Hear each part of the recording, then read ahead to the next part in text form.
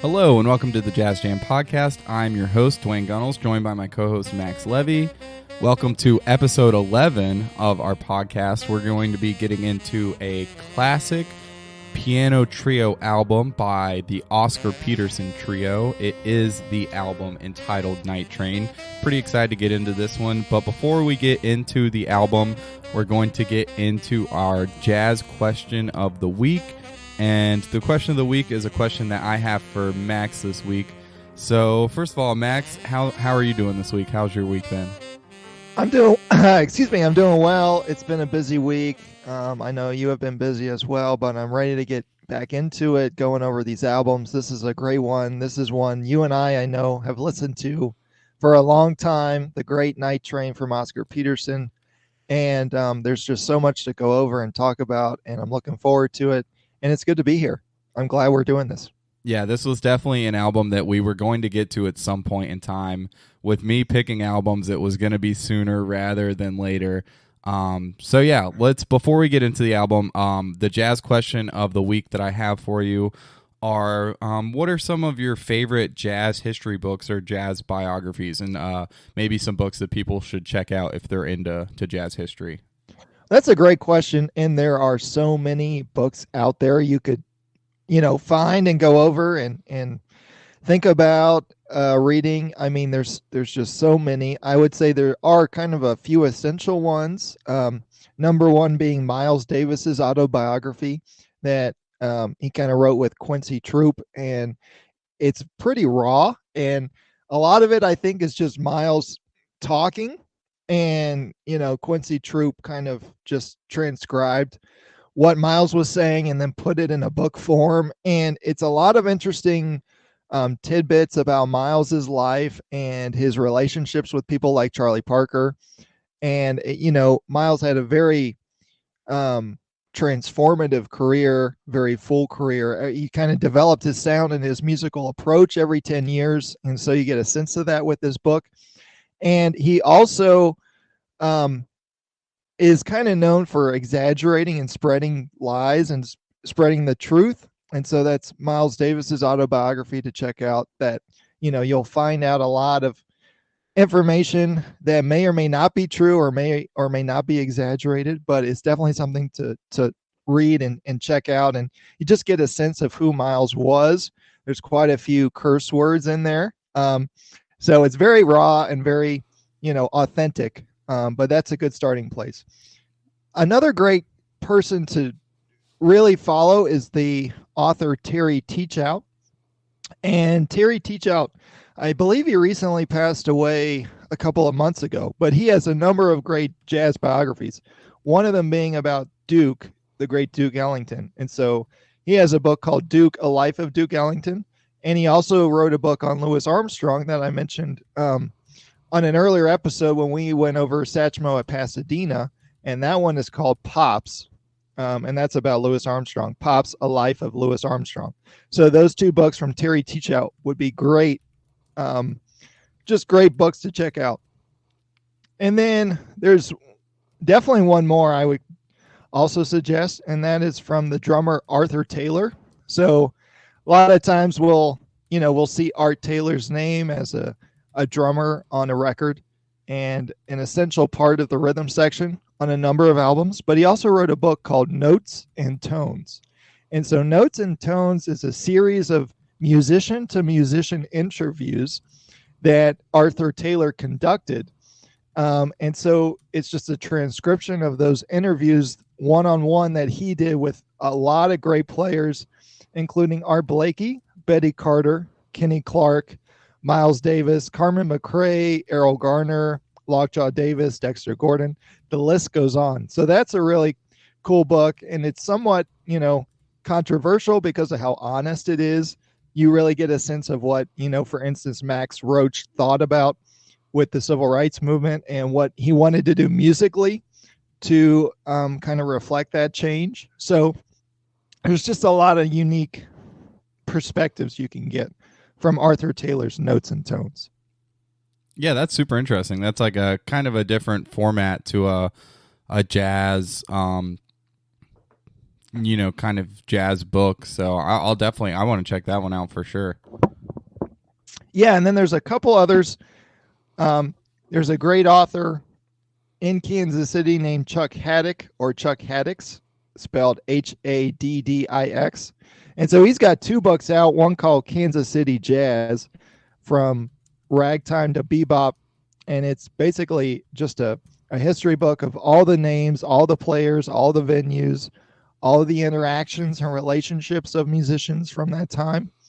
And he has another book called Bird that's about, the life of Charlie Parker, and it goes over a lot about Bird's time in Kansas City and kind of the development of Charlie Parker and his sound and his just relationships he had. So that's another one I would recommend, Bird and Kansas City Jazz from Chuck Haddix. Awesome. Yeah, I'm definitely gonna have to check those out. And I think mentioning Oscar Peterson, there's he wrote an autobiography as well, which I think you've read. Yeah, I've read most of that book. So that is called A Jazz Odyssey, The Life of Oscar Peterson. And so that's an autobiography from Oscar that I read that is so informational, and you just get a sense of what he thought about piano players, about music. You understand the trajectory of his life, the timeline that he went through in terms of his move from Canada, and how much of an impact people like Norman Granz had on his career, as well as you get some really neat stories. And I'll probably go over one or two of those as we go on in the podcast that I learned from that book that's going to tie into this album we're going to go over today. Awesome. Well, I'm super excited to get into this album. What I'm going to do with some of these books that Max recommended is make sure you follow us on Instagram, the Jazz Jam Podcast on Instagram. I'm going to put a post or put in our stories this list that Max just gave us, and put in links to buy all of them on Amazon or something. So if you're interested in these, go check out our Instagram, and I'll have the list put up there so you can just check that out. Cool. Well, let's get into the history of this album a little bit. It was recorded on Verve Records, recorded in December of 1962, but then released in 1963. And Norman Granz, who Max just mentioned, was the producer on the album, and he was Oscar's manager as well. But he had sold Verve Records to MGM by that point in time. And one thing to note is there are shorter tracks on the album because they wanted this album to be played on commercial radio. They wanted it to be accessible to a wider audience.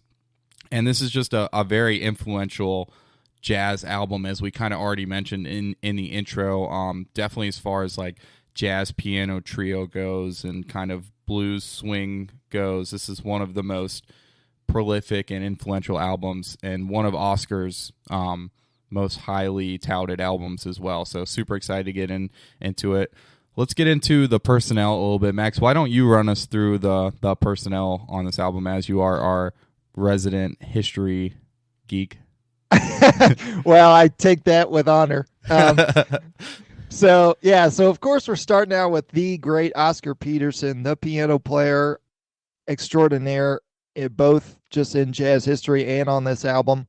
If you don't know, he's a Canadian-born piano player, born in the year 1925 in Montreal to West Indies immigrants. His father was a self-taught amateur musician, and he played organ, trumpet, and piano. And so that was a very early on influence to Oscar.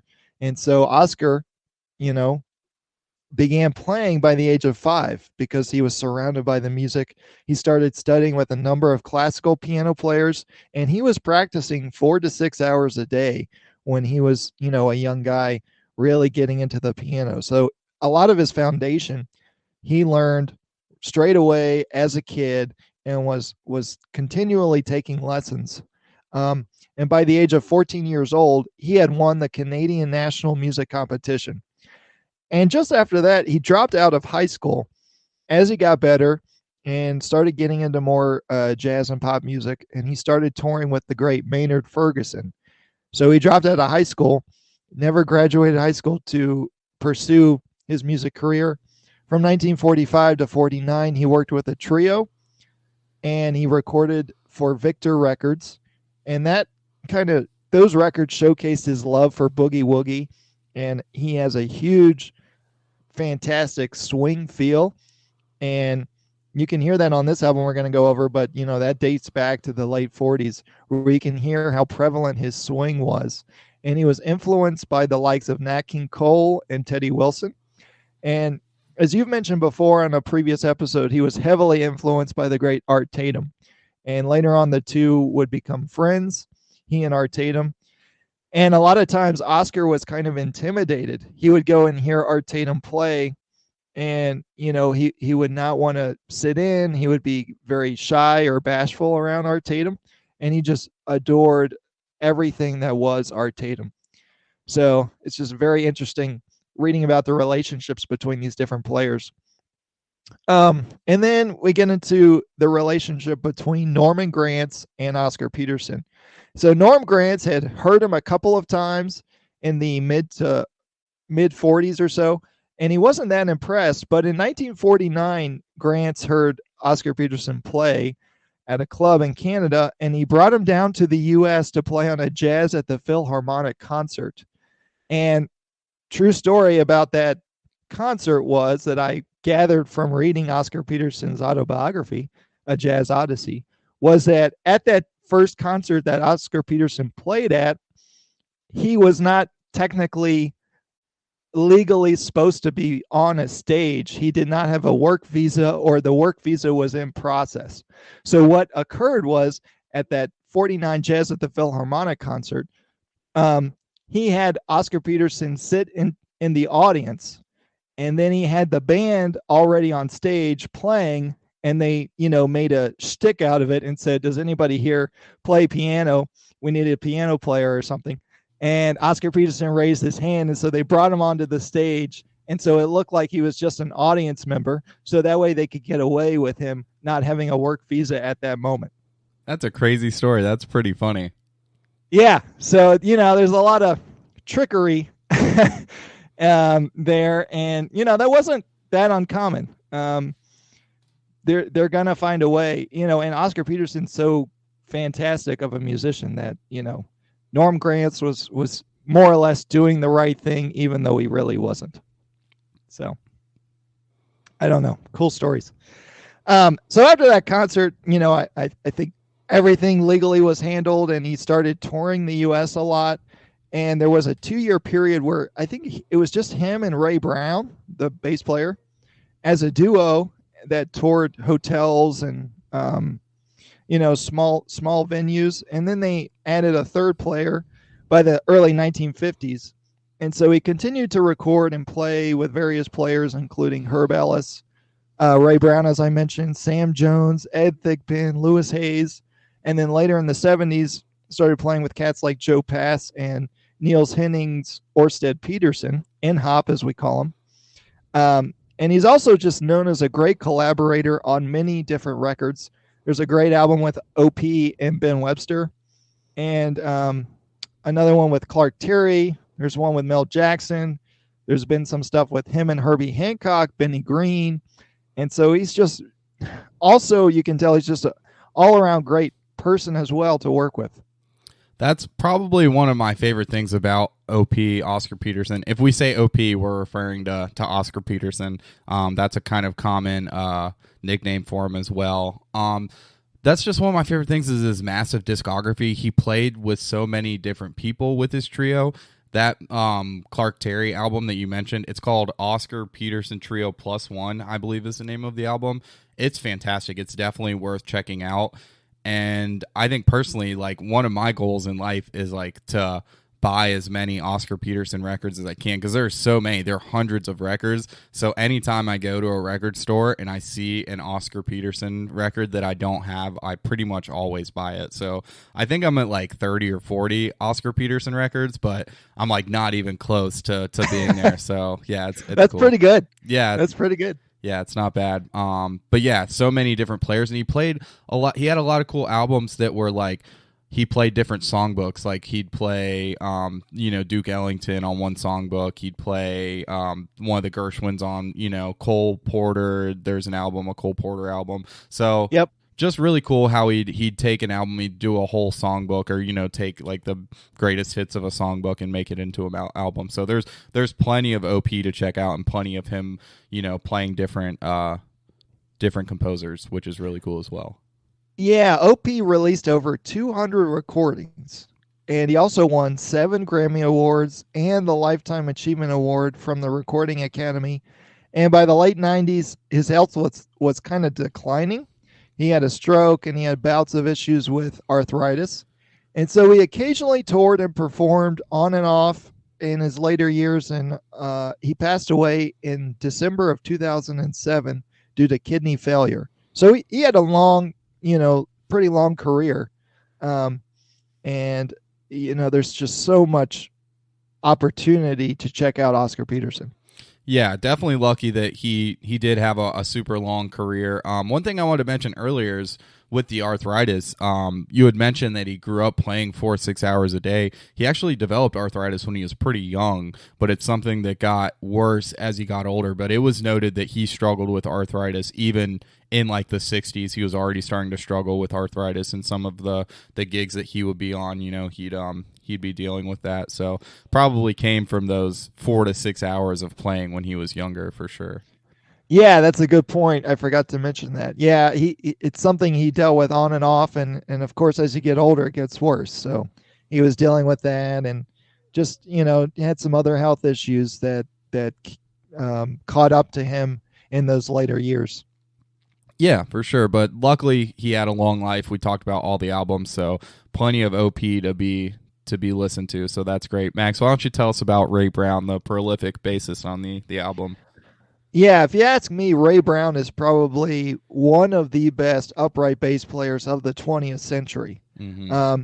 He was born in Pittsburgh on October 13th, 1926, started learning piano by the age of 8, and then he noticed everyone else he knew was playing piano. So he said, I better take up a different instrument. And so in high school, he took up the upright bass, and he started kind of working as a musician on the bass. He was influenced by the great Jimmy Blanton, who was the pioneer bassist for the Duke Ellington Orchestra in the early 40s, late 30s, early 40s.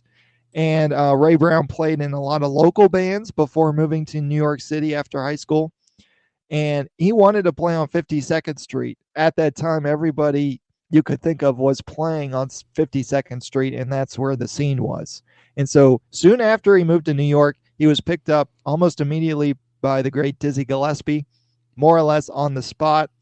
And he also performed with Art Tatum and Charlie Parker before starting a trio with the great Hank Jones. And then as he goes on, he meets Ella Fitzgerald, and the two actually married briefly. And I know this was a question on a previous trivia that you gave me. So I actually knew that. And they were only married for about 6 years. And, it was because they were working musicians. And so they were always away from home and not around each other. And it just took a toll. But it's a very unique relationship because they would also continue to perform on and off after they divorced.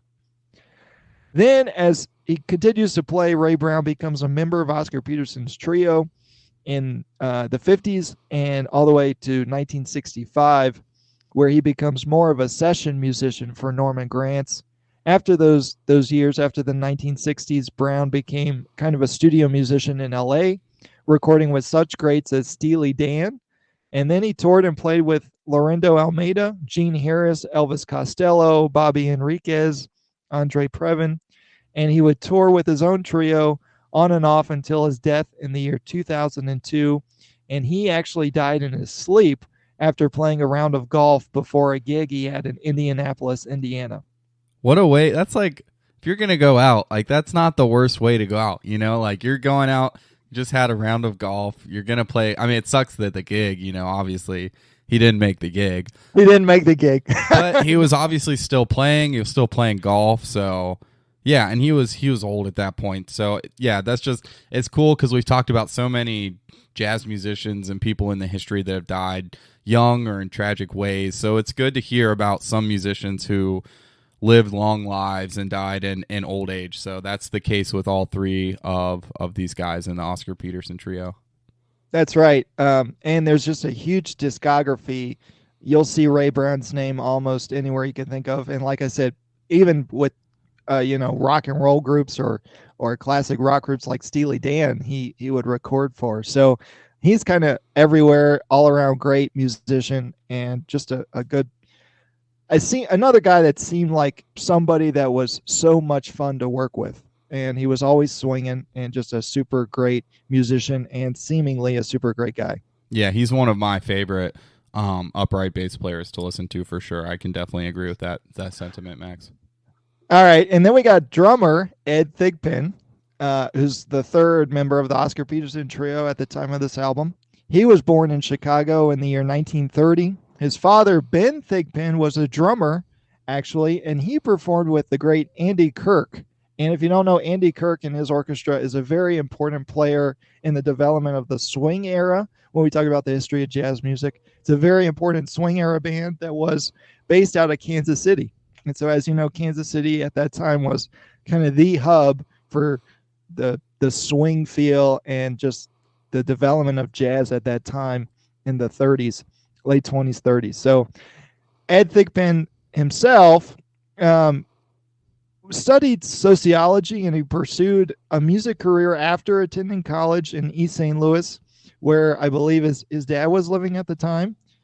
And Ed Thigpen would go on later to move to New York City and play with cats like Cootie Williams in 1951 to 52. And he just kept being a prominent member in the scene in New York before replacing Herb Ellis in the Oscar Peterson Trio in 1959. So prior to that, Oscar was just doing piano, guitar, and bass, and he did not have a drummer. And then in 59, when Herb Ellis left, who's a very swinging, very straight-ahead, great guitar player, OP did not want to replace him with another guitar player because he did not like any of the other guitar players nearly as much. So he was like, okay, let's just add a drummer. And so I think one way or another he came across Ed Thigpen, and that's how he became a member of the Oscar Peterson Trio. He stayed there until 1965.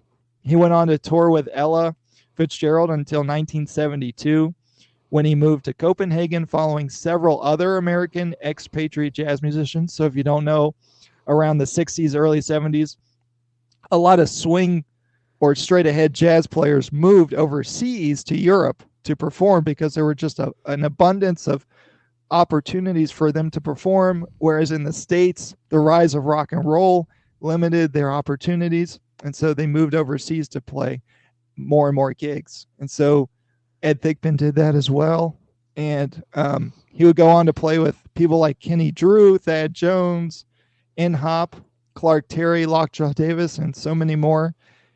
And he continued to play until he passed away in 2010 due to heart and lung problems, after suffering from Parkinson's disease. Yeah, so he lived a long life as well.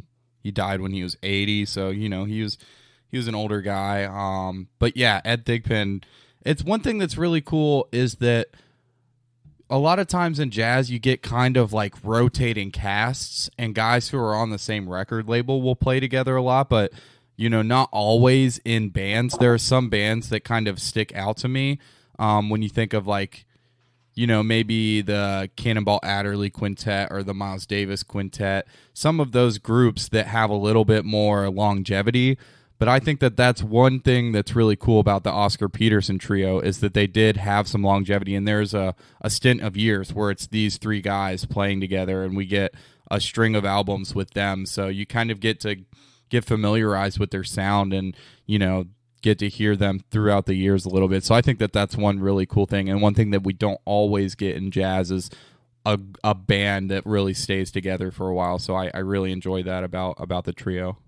That's right. And, a cool thing about Ed Thigpen, and specifically the relationship between Ed Thigpen and you and me, is that you and I have actually played with Caitlin Thigpen, Ed Thigpen's nephew. His nephew. Yeah. So that was kind of we had a couple gigs with Ed Thigpen's nephew that we called for because we needed a drummer, and that was kind of a really neat experience just playing with the extended family of a jazz legend, and Yeah. it's just a really neat connection we had. Yeah, he went to the same school as Max at ECU for undergrad. I don't know if he still plays. I don't know what he's up to, but yeah, it was fun getting to play with him, and just I guess he knew his uncle and had talked to spent time with him, so it was cool to get to hear about that for sure. Yeah, all throughout those experiences, you'll get different connections like that, and it's just great to see. And I love Ed Thigpen's playing, and it was fun playing with Caitlin Thigpen as well. Yeah, for sure. Well, let's get into the album itself. The first track on the album is the title track entitled Night Train. Max, why don't you tell us a little bit about the tune Night Train itself? Well, it's got a kind of a complicated history. It was first recorded under the title Night Train by saxophonist Jimmy Forrest, who is originally a St. Louis, Missouri cat and kind of a prominent influence of mine. I love Jimmy Forrest. So he recorded that track, Night Train, in 1951. But prior to that, he was in Duke Ellington's band for a little bit, and the main riff to Night Train actually comes from a main riff idea from the Duke Ellington Orchestra from two compositions, one called That's the Blues, Old Man, and another one called Happy Go Lucky Local. And so I think on this, at least a CD version, a lot of times you'll see Night Train, and then in parentheses, it'll say Happy Go Lucky Local. Yep. And that's because it's kind of two different compositions into one. And so Jimmy Forrest basically took the main riff idea from that Happy-Go-Lucky Local Duke Ellington composition, and he just kind of added to it. He added stops and kind of an opening intro lick. And so that original riff plus the couple of things that Jimmy Forrest added to it became Night Train. And Jimmy Forrest's record of that song is kind of more of an R&B pop style than a straight ahead swing style. And so it sold a lot of records because it was kind of popular. And so OP is kind of doing both Happy Go Lucky Local and Night Train at the same time. Yeah. It's kind of a way to think about it. Yeah, it's definitely an interesting history, and that definitely happens in jazz where you'll hear guys take a riff or an idea from one song and kind of use it for a melody or a contrafactor, things like that. So it's definitely happened before in jazz. So I think that's an interesting thing that happens. Getting into the tune itself, I think one thing that stands out to me right off the get-go is just OP's swing feel. It's just so incredible. It's so evident even from the first 4 bars of the tune. So I think that stands out to me. There's really great dynamics in the second part of the head. One thing I wanted to point out is at 57 seconds during the stops, OP crescendos each line individually, and then he crescendos the rest of the phrase all the way into the solos. And it's just super musical, and especially like the way that OP uses the piano. He's just so musical with his approach and so swinging. So I really like that. You can listen for that at 57 seconds. You can hear how he really adds the dynamics into the lines that he's playing and builds into that solo there. Absolutely. Dynamics are a key part to everything OP is doing. I do want to mention, real quick, it is a 12-bar blues, and OP is doing it in the key of G. And a lot of times this is played in B flat or sometimes F or E flat. But he's doing it in G. And there's a couple other tracks on here that are in the key of G. And I really dig that. I really like that. Yeah, and I think OP likes the key of G maybe more than some other jazz musicians. I mean, it's a good key, but you might see other guys, like Jimmy Smith would rather play in probably C or F and not so much G. But you see Oscar go to G a lot in songs that aren't typically in G. Sometimes he'll play him in G, so I think that's a good point there, Max. Yeah, and I like doing Night Train in G because OP did it on this album. And it's kind of a gospel key as well, so it's just, it just feels good too. And I just really dig that they're doing it in G. And like you said, nice dynamics all throughout. The bass line is also very swinging, and you can hear this kind of cymbal sizzle from Ed Thigpen that keeps coming up as you listen to the album at the start of each solo from the piano. And so to me, that cymbal sizzle is just so iconic, and that is a key part to this album. And I just love listening for that. I think that it's a very key part of the Oscar Peterson Trio sound. Like it kind of is very characteristic of Ed Thigpen's playing, and especially with the trio. Like they have a very specific sound. It's kind of easy. We talked about like recognizing like saxophone players or things. I think their sound as a trio has got its own very unique style to it. So it's, that's one of the things that adds into that, as well as obviously Oscar and Ray Brown's playings. They have their own unique styles, but I think as a trio, they collectively have a very unique style, and that is definitely a layer of it.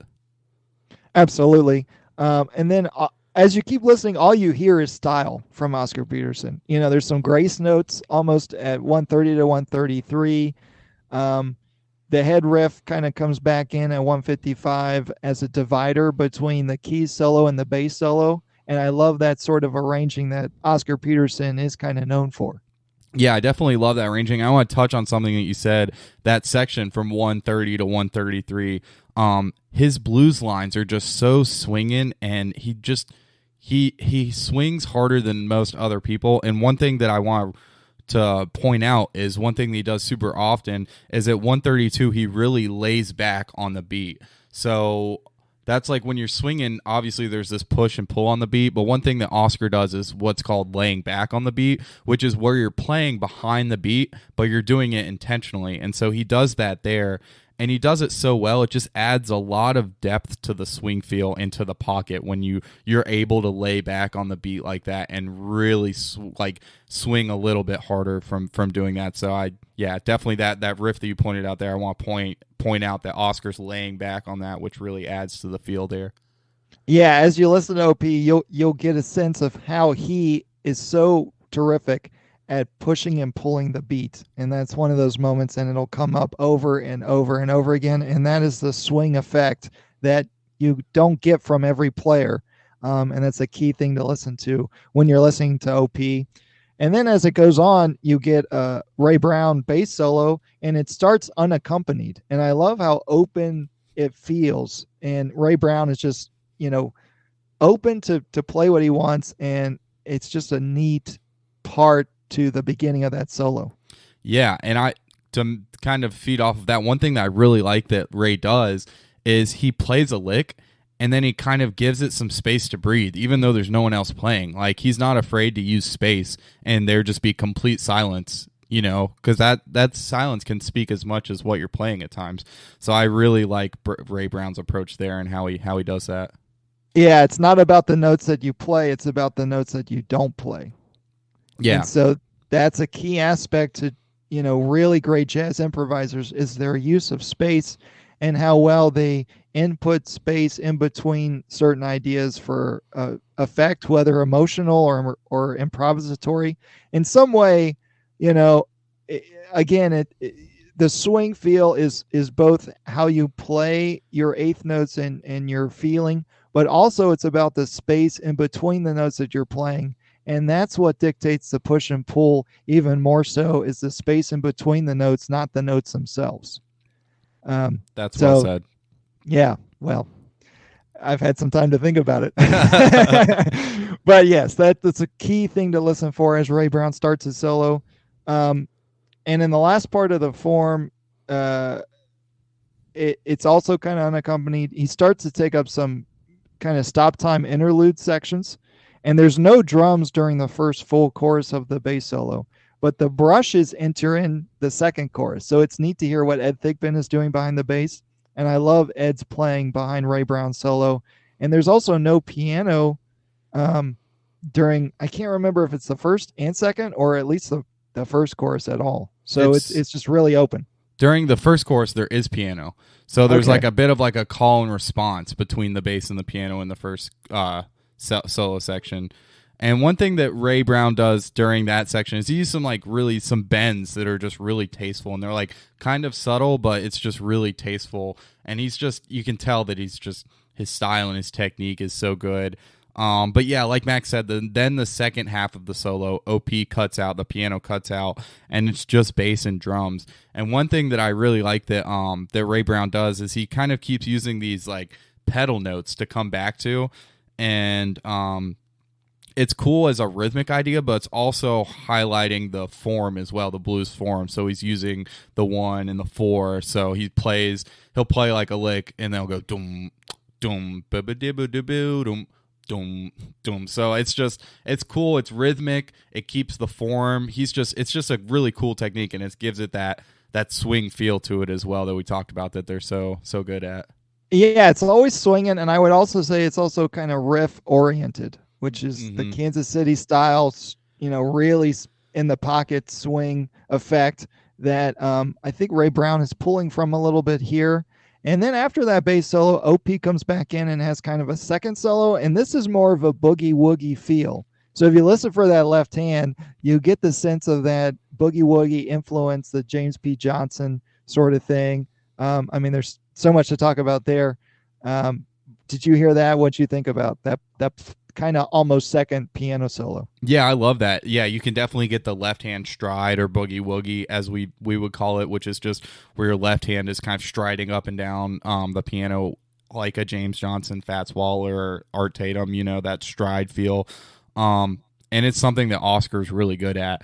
So yeah, it's cool that they incorporate that in that second solo. The way that they come back in together after Ray's solo is just so hard hitting. It swings so hard. They're so tight. They're so together. It's kind of what I talked about earlier. Like, they've had time as a band to kind of get that chemistry going, and it's really evident on this album with how they execute, these arrangements. And then they do a shout section. And so there's another chorus of piano that's very rhythmic, and that's kind of reminiscent of a shout section, from a big band chart. And so you can hear how well of an arranger OP is.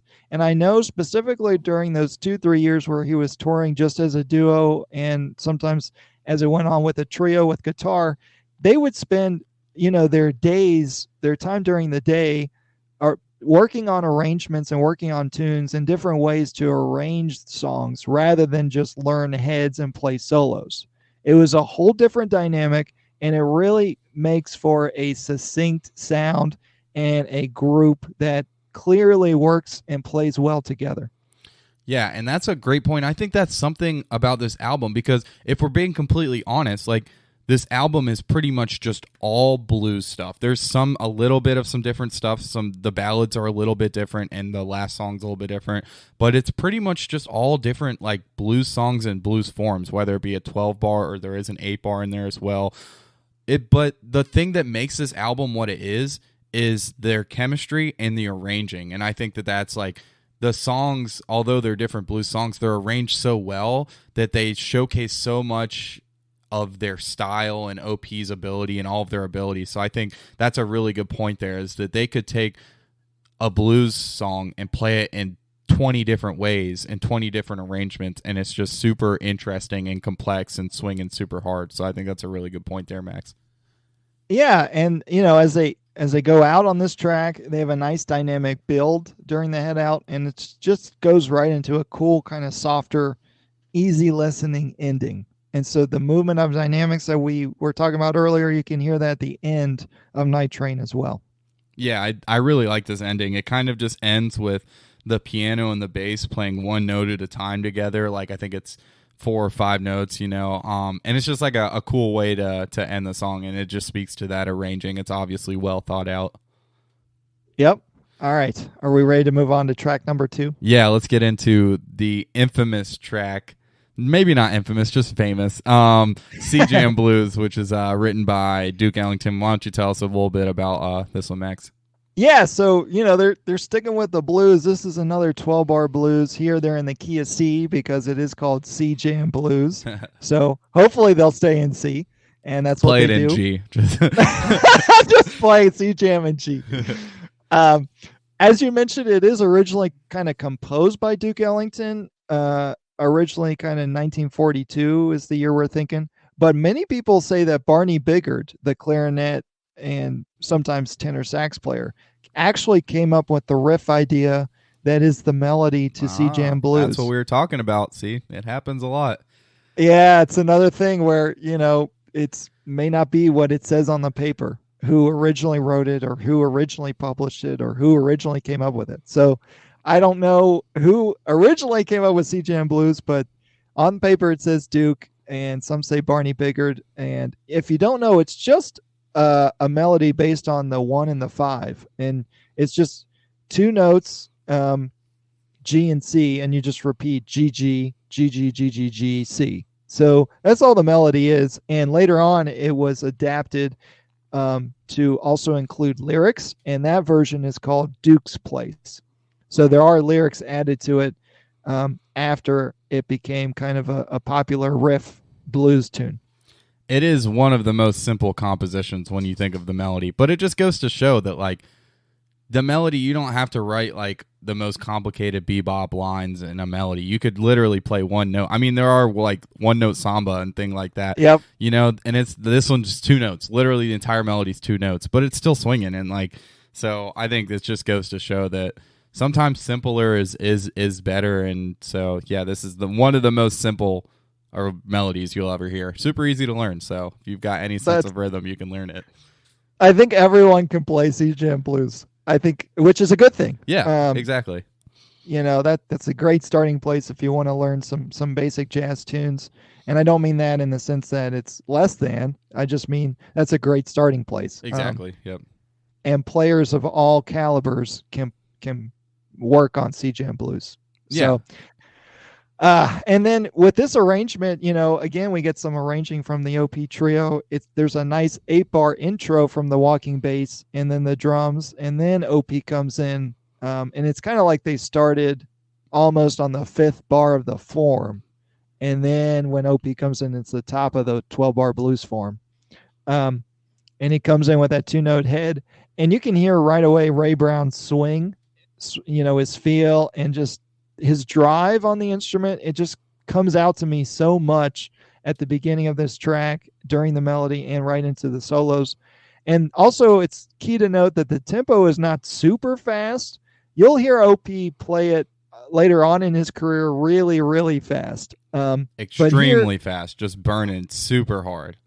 Yeah, here it's kind of a little slower. It's not slow by any means, but it's not like burning. I'd call it upbeat. And so there are like some jazz delineation. When we talk about tempos, there's upbeat, which would be, like it's moving, but then there's burning, which is when you get up to like some really faster tempos, and you think of like bebop things and things that are a burning tempo would be, that what we were talking about with some of the later recordings of C Jam Blues.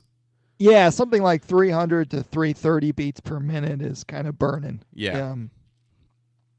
So anyway, you can hear the differences in tempo from this track versus other versions.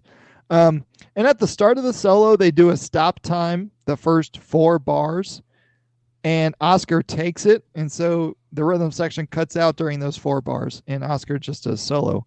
But this one does not take up the first 4 bars of the form. It's just like an added 4-bar interlude of unaccompanied solo stop time. And then when the band comes back in, it's the start of the form. So that's a little different than what you'd expect. Usually you would do those 4-bar breaks or interludes as part of the form. Here they don't. They do it as kind of an interlude in between the different choruses.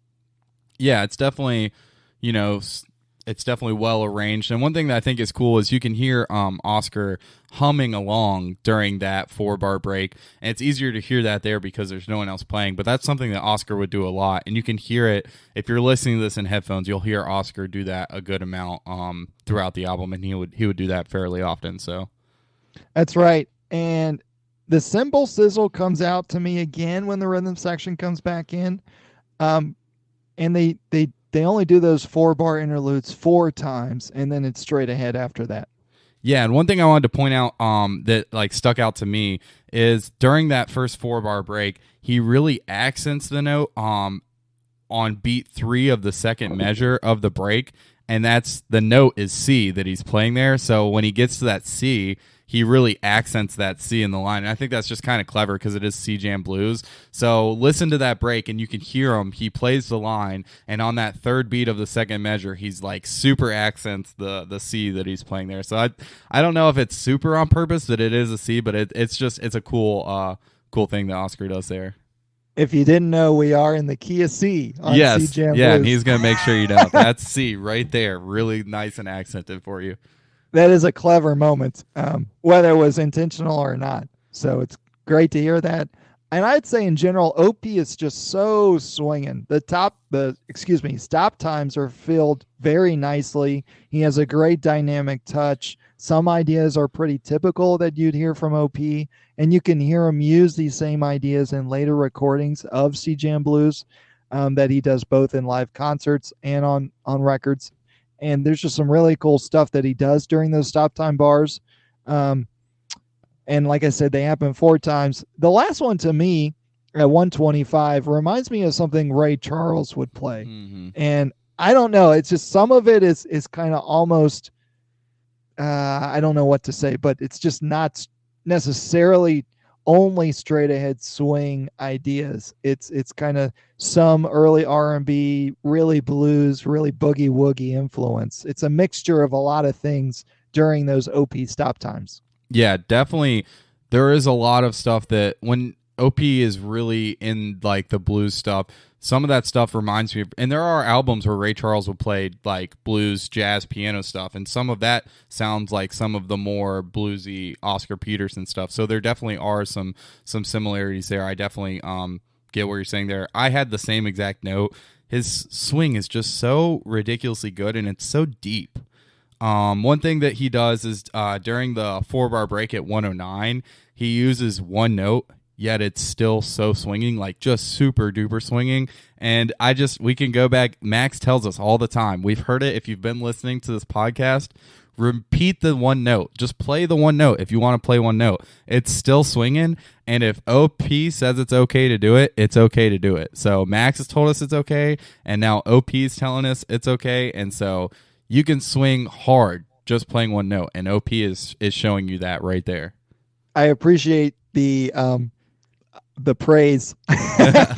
And that's so true, because you can hear it from these guys who are some of the best at playing this music or playing music in general, that they're so great at developing ideas and just messing around with, the simplicity of just 1 or 2 notes and building it from there. We should not be afraid to repeat notes as improvisers. I don't know. Sometimes we think we really need to play more sometimes than we actually need to. So food for thought.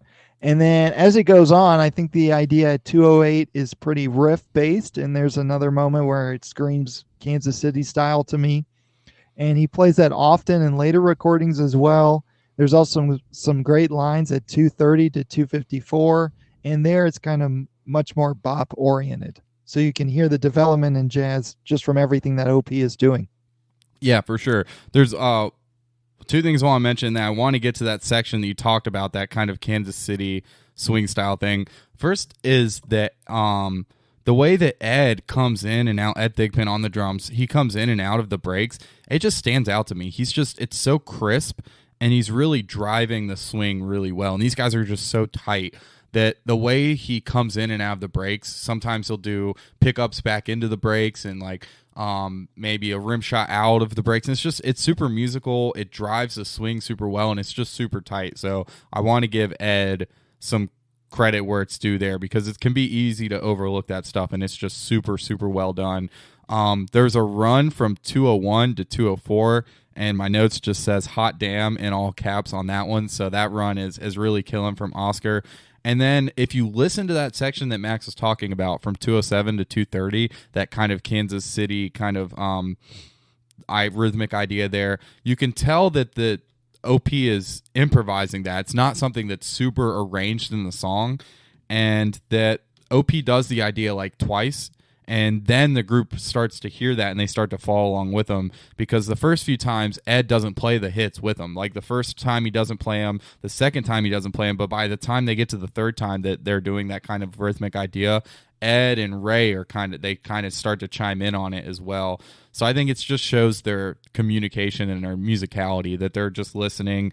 It sounds like something that was arranged, but I don't think it was actually arranged. I think it was something that OP kind of improvised there, and a kind of common KC kind of thing to do, but it's something that they listened and heard and then played as well. So I really like that bit of communication there from them. 90% of playing is listening. Yeah. So there, the two cats accompanying OP were listening to what he was doing and went with it. And that's how you develop this music in the moment. It's you got to be listening to what everyone else is doing around you. You don't always have to go with them, because sometimes it could be too cliche if you do it every time.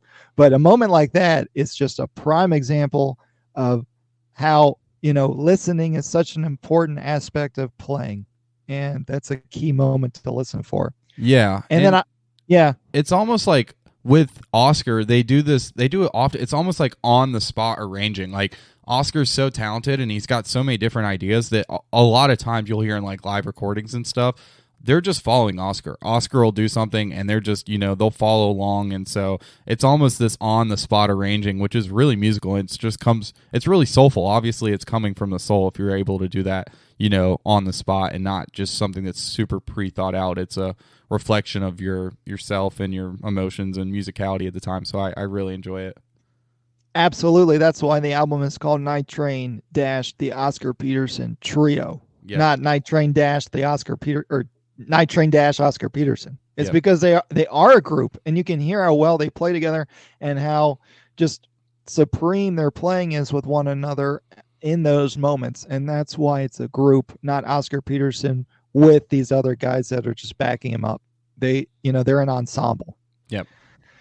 Another ensemble moment to listen for is how OP plays the head out. So they do 2 choruses. The first time it's kind of more chordal, and so he's adding notes on top of the basic 2 notes and creating more of a chordal sound with the melody. And then the second chorus is just the main notes. And so listen for the different treatments OP is playing on the piano of the main melody during those final 2 choruses of the head out. And then there's a final drum cymbal hit to end the song.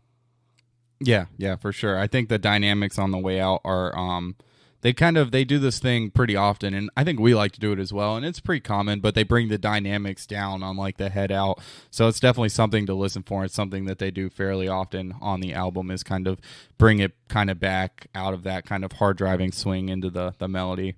Well, cool. Let's get into the third track on the album, entitled Georgia on My Mind. Max, why don't you tell us a little bit about the history of the tune before we get into the recording itself?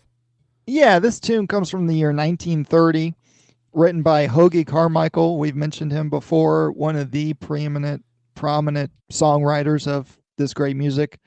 And it was either originally written for his sister, or he also knew Frankie Trumbauer, the great sax player. And apparently Trumbauer suggested that Hoagy Carmichael write a song about the state of Georgia. So this is either about Hoagie's sister or about the state of Georgia. And either way, it's on his mind.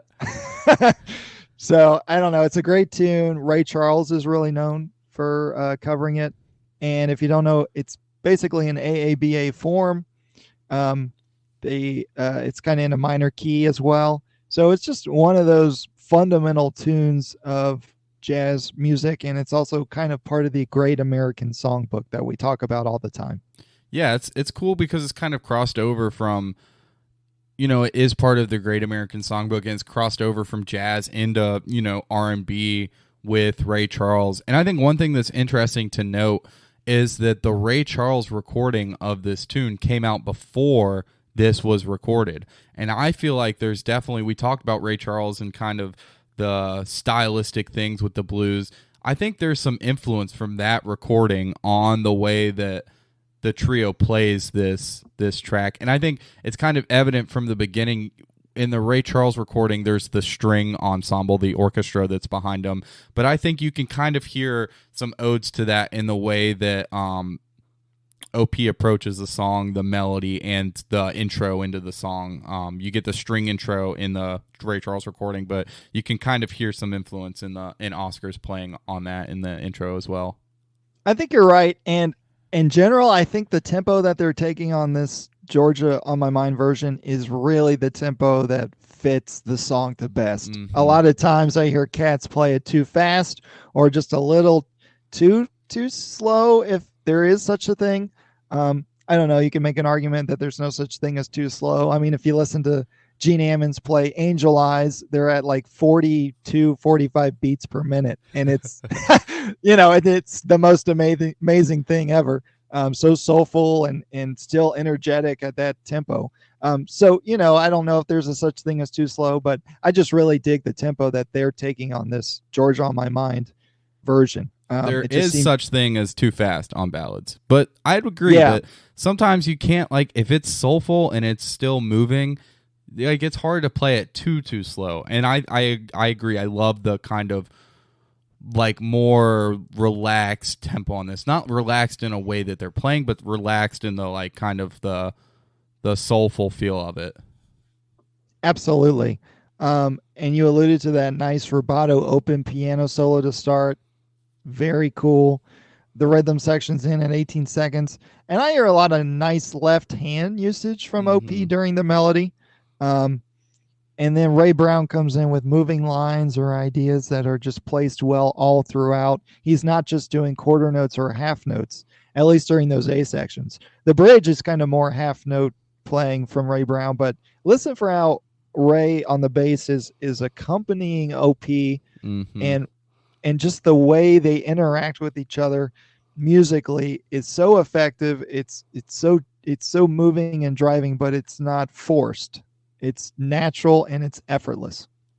That is a spot on way to describe this. I don't have much as far as like the technical aspects of this song. I think what I want to harp on most with this song is, first of all, I do love OP's interpretation of the melody. It feels like the perfect mix of blues, soulfulness, and swing. But to me, it's their feel as a trio. It's ridiculous. It's insane, and it's so evident. The pocket, the dynamics, the listening, it's so ridiculously tight. It's so together. It's swung so well. It's just this song almost gives me chills in the way they played this song so ridiculously well. And Ray Brown, the thing that I have on him is, like you said, it's simple. His playing is simple on this track, but it's not about how many notes you play. It doesn't matter. It's about how it feels. So it's so simple, yet it's so tasteful. It's so swinging. It's so in the pocket. And like I said, I don't care how many notes you play. Just make me feel something, like Ray Brown makes me feel something on this track. You could play half notes the entire time, and if it feels right, that's what matters. So listen to Ray Brown and listen to how he plays the song and take something from it. You will be better because of it. Well said, Dwayne. I concur 100%. And I do want to say, during some of the piano solo that goes on later in the track, I hear more uses of higher notes. I feel like OP is kind of opening up his range on this a little bit. And again, there's great chordal left hand movement, and it just seems like we're in a slightly different space here in terms of the way OP is using the piano.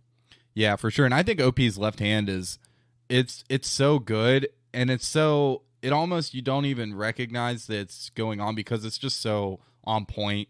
He's got such a good left hand. His left hand is honestly as good as most people's right hands. So yeah, I appreciate you pointing his left hand out, and he definitely does a really good job of, especially like highlighting like the movement in the song with his left hand, and then his right hand obviously is ridiculous with the way he's soloing.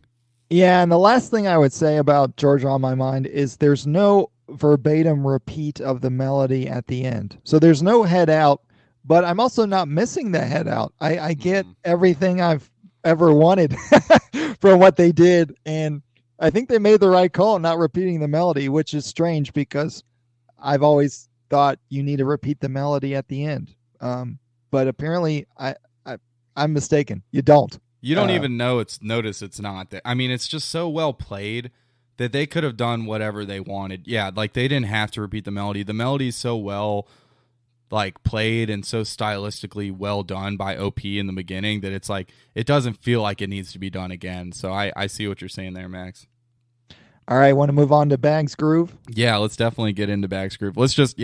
this version of Georgia on My Mind, before we move on, just really stands out to me. It's so good. This and the Ray Charles version, they're both incredible. So yeah, let's get into Bags Groove. Max, why don't you tell us a little bit about we're getting back into the blues a little bit. Tell us a little bit about Bags Groove. Yes, we have the 12-bar blues composition from vibraphonist Milt Jackson. His tune Bags Groove, recorded first in the year 1952. If you don't know, Milt Jackson was a very, very just exquisite vibes player, really well known. His nickname was Bags because of the bags that he would get under his eyes from drinking late night after gigs, or sometimes partying, or working a lot. He would get bags under his eyes, so that's how he got that nickname Bags. And so that's where Bags Groove comes from, is that it's Milt Jackson's groove. It's his tune, and it's kind of named after him. And if you don't know, Milt Jackson is known for his kind of blues-drenched, cool, swinging improvisations. And he used kind of a lower tremolo on the vibraphone than, say, a Lionel Hampton. So it was just kind of really a unique and cool sound that Milt Jackson was known for in his approach to the vibraphone. Yeah, and there's actually a really good Milt Jackson and Oscar Peterson recording. It's just called Oscar Peterson Trio with Milt Jackson. It's really good. Oh, Very Tall is the name of the album. I have that one on vinyl as well. So if you want a mix of both worlds, definitely check that out. It's really, really good, and it's got this trio with Milt. So definitely worth checking out. Absolutely, one of the vibes players. Another great album with him is Bags and Train with John Coltrane and Milt Jackson. Yep. And there's just some really cool straight ahead playing and some different stuff on that record too. So Milt Jackson, a key player to check out, and this melody Bags Groove comes from him. And here, Oscar Peterson, again, they're playing this 12-bar blues in the key of G. So just like with Night Train, they're doing that in G, they're also doing this one in G. And so the key of G comes out once again, and because OP is doing it in G here, I often call Bags Groove in G because of this recording. I think I've only ever played it in G, honestly. Yeah, it's usually played in F. Most players will call it an F, but I like to do it in G because OP did it, and it just, I don't know, it just seems more bluesier, or I that's not the right way to put it, but it just feels really nice in that key. Yeah, and G is like, we play in F a lot. Like, it's fun to play in G sometimes too. Yeah. So I get that. But yeah, I really like this melody. Feels like there's kind of a light and simple blues shuffle kind of approach to the melody. And what this makes me think right off the bat is that at some point, this light, easygoing shuffle, blues shuffle, is gonna get into like some hard hitting swing. So I know that that's coming. So I'm just ready. Already from the get go, I'm like, all right. This is nice. This is cool, but I know that at some point this is really gonna get swinging. So that's what I thought of as soon as I started listening to the melody. Yeah, the anticipation is building, and you're right. They kind of start right on the melody. There's no real intro, so it's just a great effect from the beginning.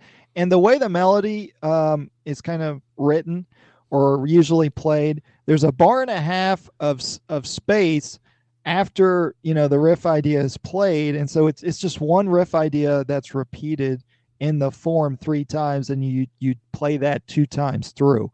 So each of those times, there's a listen for how the keys and the piano are going back and forth, or sorry, not the keys and piano, the keys and the bass are going back and forth between OP and Ray Brown, because Ray Brown fills in that bar and a half of space from the melody that OP leaves open. And that reminds me of an Ahmad Jamal recording of But Not For Me from his great Live at the Pershing album. I think that's what it's called. Yep. Anyway, that's also a key moment of this, just kind of a piano trio thing to do, is where you get bass doing more than just simply walking a bass line. They actually interact musically and melodically with the piano player. Yeah, and I think there's definitely some influence from the Oscar Peterson Trio on the Ahmad Jamal Trio. I know they were contemporaries, but there's definitely, like, so you said you heard that. I think there's definitely some influence there, listening to Oscar Peterson's trio that, happens in Ahmad Jamal's playing as well, and that similar kind of piano trio ensemble. Probably. Yeah, I think you're right. I do think the Ahmad Jamal recording came out first before this. I think it was late 50s, but either way, they both were playing at the same time. So I think there is some similarities in style. Absolutely. And then the bass has the first solo on this track. So that's a little different. Usually you'd get the piano first, but here we get bass. And there's no sizzle from the cymbal yet from Ed Thigpen. He's still just doing brushes and hi-hat behind the bass solo. And I think it's a really cool, arrangement technique, because like I said, I was like, okay, like this is kind of like a nice easygoing blues feel, and I think you might expect to hear the piano and then really start to dig into that swing, but instead they give you the bass solo first, and so it's kind of makes you're kind of like waiting, on the edge of your seat. And so I think that's cool that they did that there. I love Ray Brown's solo. It's really good use of space, like we said. And you hear a lot of like kind of plucking and muting going on from Ray, which is kind of, it's definitely characteristic of his style at points with his soloing. So you can listen for that. He's not letting the notes really ring out. He's kind of plucking at the bass and then muting with his hand. So yeah, definitely some characteristic things there from Ray on a solo. Yeah, and he also has some very nice double time lines at 224 you can hear. And it's just a very dynamic solo from Ray Brown. And then we get an OP solo, and it's kind of easygoing, and he gets into some more chordal improvisations at 340, again with some riff ideas at 355, and it kind of reminded me of Count Basie right there. And in general, there's just some really nice phrasing, some really great push and pull of the swing feel, especially at 432. And at 440, his playing is almost a shout chorus. So a lot of things to listen for from OP. Did you have anything on his solo? Yeah, for sure. One thing I want to say is I've actually learned the beginning of this OP solo. I think it's a really good place to start with OP if you're looking to get into learning some of his stuff. It's not super difficult. It's not super it's not one of the more involved OP solos. So if you're looking to get into it, definitely learn the beginning of this solo. There's some really cool blues stuff going on and some cool stuff, and you can kind of start to get a feel for his feel and his swing, which is really important. So when you're listening to it, when you're transcribing it, when you're playing it, kind of try to really get into that feel and that swing that OP's got going. One thing that I really like is the way he lays back on the triplets at 307. So if you're transcribing it, try to really lay back like he does and play it along with him, and get used to being able to push and pull the beat like that and lay back on the beat and then be swinging again. So yeah, like I wrote a note that says listen to this and practice this until it's burned into your brain as far as that swing feel. So this is how you swing. This is how you do it. It's definitely not bad advice. Yeah, this, it's a lesson, and it's great to listen to, and it's also, there's a sense of, enjoyment and fun, and but again, everything they're doing is also really musical and very technical as well, and it's cool to listen for that. Yeah, and I want to get into, you said that chordal movement. It's kind of like block chord movement, which is very characteristic of some swing players. You said Count Basie. It also reminds me of Milt Buckner as well, who's big into the block chord kind of.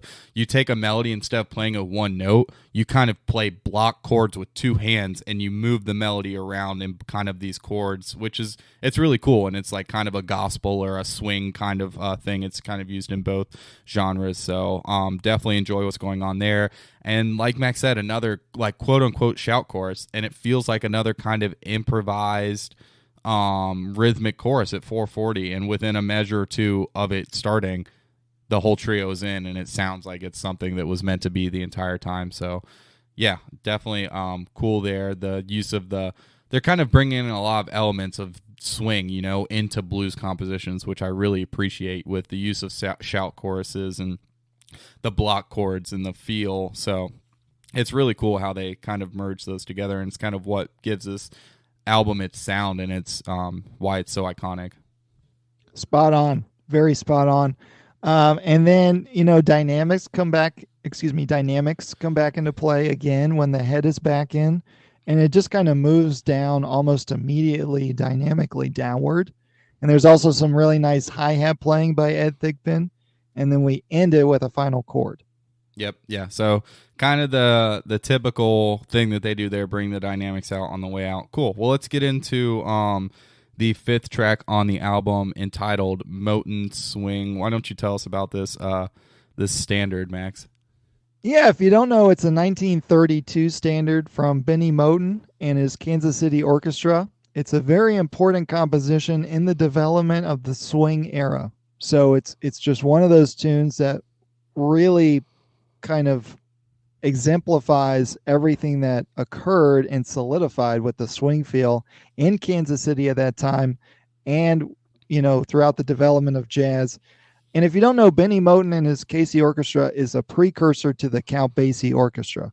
And so there's a lot of history there. We'll probably go into it more on a different episode, but it's just really neat hearing different aspects of classic swing during this album. And here it's just so great that OP has a version of Moten Swing on the album. It just screams swing. It screams just classic jazz, and everything he's pulling from is what you want to, build upon when you're learning this music. And if you don't know Moten Swing, it's just one of those compositions that everybody should know.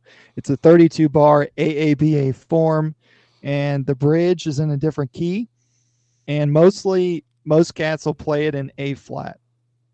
So it's great that they're doing it here. The rhythm of the A sections is kind of different the way Oscar is playing on the very beginning of the A sections. It's just slightly different. And as the tune developed, different players recorded it different ways with the way the rhythm is played during that A section. And so it's kind of a, untold rule that you can mess around with the rhythm of that opening A section however you want to. And so Oscar definitely does that here. Yeah, and I think that's actually something that we see fairly often, especially with standards that have been around for a long time, is there's kind of a transformation in a lot of standards in the way that they get played. A lot of times you'll get standards that have been around for a long time, and at some point in the history, maybe someone will change actually an entire chord, so some standards, there's some discrepancies in what chords, there are certain chords that might be different in certain parts because someone played it differently and then it got played differently, or even the melody, the melodies kind of transformed from the original song in the Great American Songbook to where it's played differently as a jazz standard. And so I think that's interesting to see that happen over time, and it definitely happens with especially standards that have been around for a long time. So like Max is saying, there's kind of some liberty on the melody over the A section here on this one, and guys will play it differently. So I think it's cool to kind of see how that happens with different standards in the language. Yeah, all that to say is, Oscar is kind of playing that A section melody in a specific arranged way that he wants to do it. Yeah. Especially during the first part of the A section that's repeated. So just cool to listen for how he himself is interpreting and playing the melody. And it's just a different approach to the overall effect of the song. And then we get a classic 2-bar break into the piano solo. I don't know if we've had one before this track. This may be the first actual 2-bar break into a solo that we've gotten. Do you know? Is that true? I think it is the first 2-bar break that we've, like your typical two, because we've had other breaks. But right. I'm pretty sure this is the first. Yeah. Yep. Yeah, this is the first 2-bar break. Which is kind of surprising, but I'm glad it's here, and it's kind of one of those go-to arrangements that you would do when the solo section starts. And after that 2-bar break, we get the sizzle cymbal, the effortless swing. The overall Oscar Peterson Trio sound is coming right away at the start of the solo section. And I think there's some really nice triplet rhythms that OP plays at 117, some terrific blues based ideas. The bridge is kind of more linear based, and overall he just only takes a one chorus solo. What'd you think of his solo? Did you hear some of that? Yeah, I definitely I like that 2-bar break, and it's played really well. The line is placed really well by Oscar there. And this, when the rhythm section comes in, this is kind of what I was expecting from the last song. But instead of a 2-bar break and then a heavy hitting swing, we got the bass solo. So it is interesting that it took us till song number 5 to get kind of the classic swing 2-bar break into the solo. So they give it to us here. It's what we've been wanting. I agree with Max. The triplet rhythms at 117 are killer. He builds an idea around like this 2-note movement at 138 to 146, and I think that's super brilliant. To kind of use themes when you're playing. Take a interval and kind of build something around that interval, around that movement. So that's really cool there.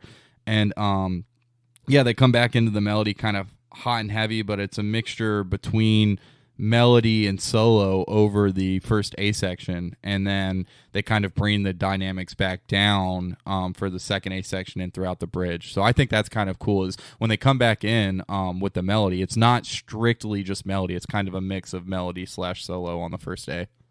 Yeah, the treatment of those first 2 A sections on the head out reminded me of the album we went over, Satchmo of Pasadena, sort of the classic trad jazz style of playing melodies where, you're referencing the melody, but a lot of what you're playing are ideas or notes that surround the melodic notes, or riffs that come after the melody notes or before, and you're kind of playing around with the melody and not verbatim playing the head. And so to me, that's what OP is doing. And we're just getting more jazz history from his treatment of the melody there. And then you're right, they move dynamically downward, and then he verbatim plays the bridge melody and the final A section of the form. And they do almost kind of a classic ending lick to end Moten Swing. Yeah, and I think that it's just, this album might appear to be just a really well done jazz trio piano album, but there's so many layers to that, and I think that's something that I'm glad that we're listening to it like this, because you can kind of start to dig into those layers and kind of get into some of the arranging and kind of what makes this album actually so prolific. It's not just a really well played piano trio album. Like, it has a lot of layers and it's really well done. So yeah, it's cool to get into those things. Cool. Well, let's get into the 6th track on the album, entitled Easy Does It. Why don't you tell us a little bit about the history on this one before we get into it, Max? This was a song written by Cy Oliver. If you don't know, Cy Oliver was a trumpet player, a band leader, composer, arranger, and a singer who was born to a musical family. His dad was an early player of the saxophone outside of the marching band format. And so he just had kind of an influential father that was a saxophone player. And as Cy Oliver developed, he was employed by Tommy Dorsey as an official arranger of the Tommy Dorsey Band, and he was one of the first Black Americans with such a big role in a white band setting. And the story goes that Tommy Dorsey basically stole Cy Oliver from Jimmy Lunsford and Jimmy Lunsford's band, because Tommy Dorsey was paying him quite a bit more money. And so Cy Oliver said, "I'll see you later."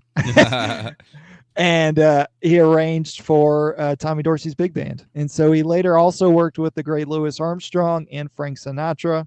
And if you don't know, Cy Oliver is known for writing the tune "Ain't What You Do, It's the Way That You Do It," which is also a popular standard at the time. So you'll see Cy Oliver's name all over this music, and he's an influential player in terms of arranging for big bands, and he's the composer of some very key songs that were performed by such jazz legends. So if you don't know Cy Oliver, look him up. A lot of history there.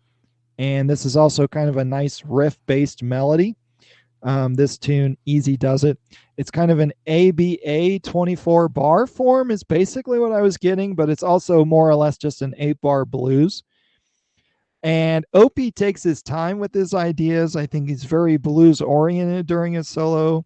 There's some busier sweeps at 151, some nice double time lines thrown in all throughout, and there's really great use of repetition and references to the melody, especially right at 203 to 213. Dwayne, what do you think of his solo, or anything to say on that? Yeah, one thing I want to know, it's a fairly short tune. It's only 2 minutes and 43 seconds. So for a jazz tune, it's extremely short, but it's shortened to the point. The melody is played in kind of a light, similar swing fashion to some of the other tunes on this album. And yeah, I love the lick at 108 to 111. There are some really great blues ideas, like you said. And one thing I want to point out that really stood out to me is just listen to Oscar's feel and his sense of swing from 145 to like the minute and 45 seconds to 2 minute mark. The way he really swings notes and swings phrases, it's like of different lengths. It doesn't matter if it's an eighth note, a triplet, a 16th note. It doesn't matter what it is. It's going to get swung, and it's going to get swung hard. So that's one thing to listen for Oscar is like he doesn't just swing the triplets. He doesn't just swing whatever, dotted quarter.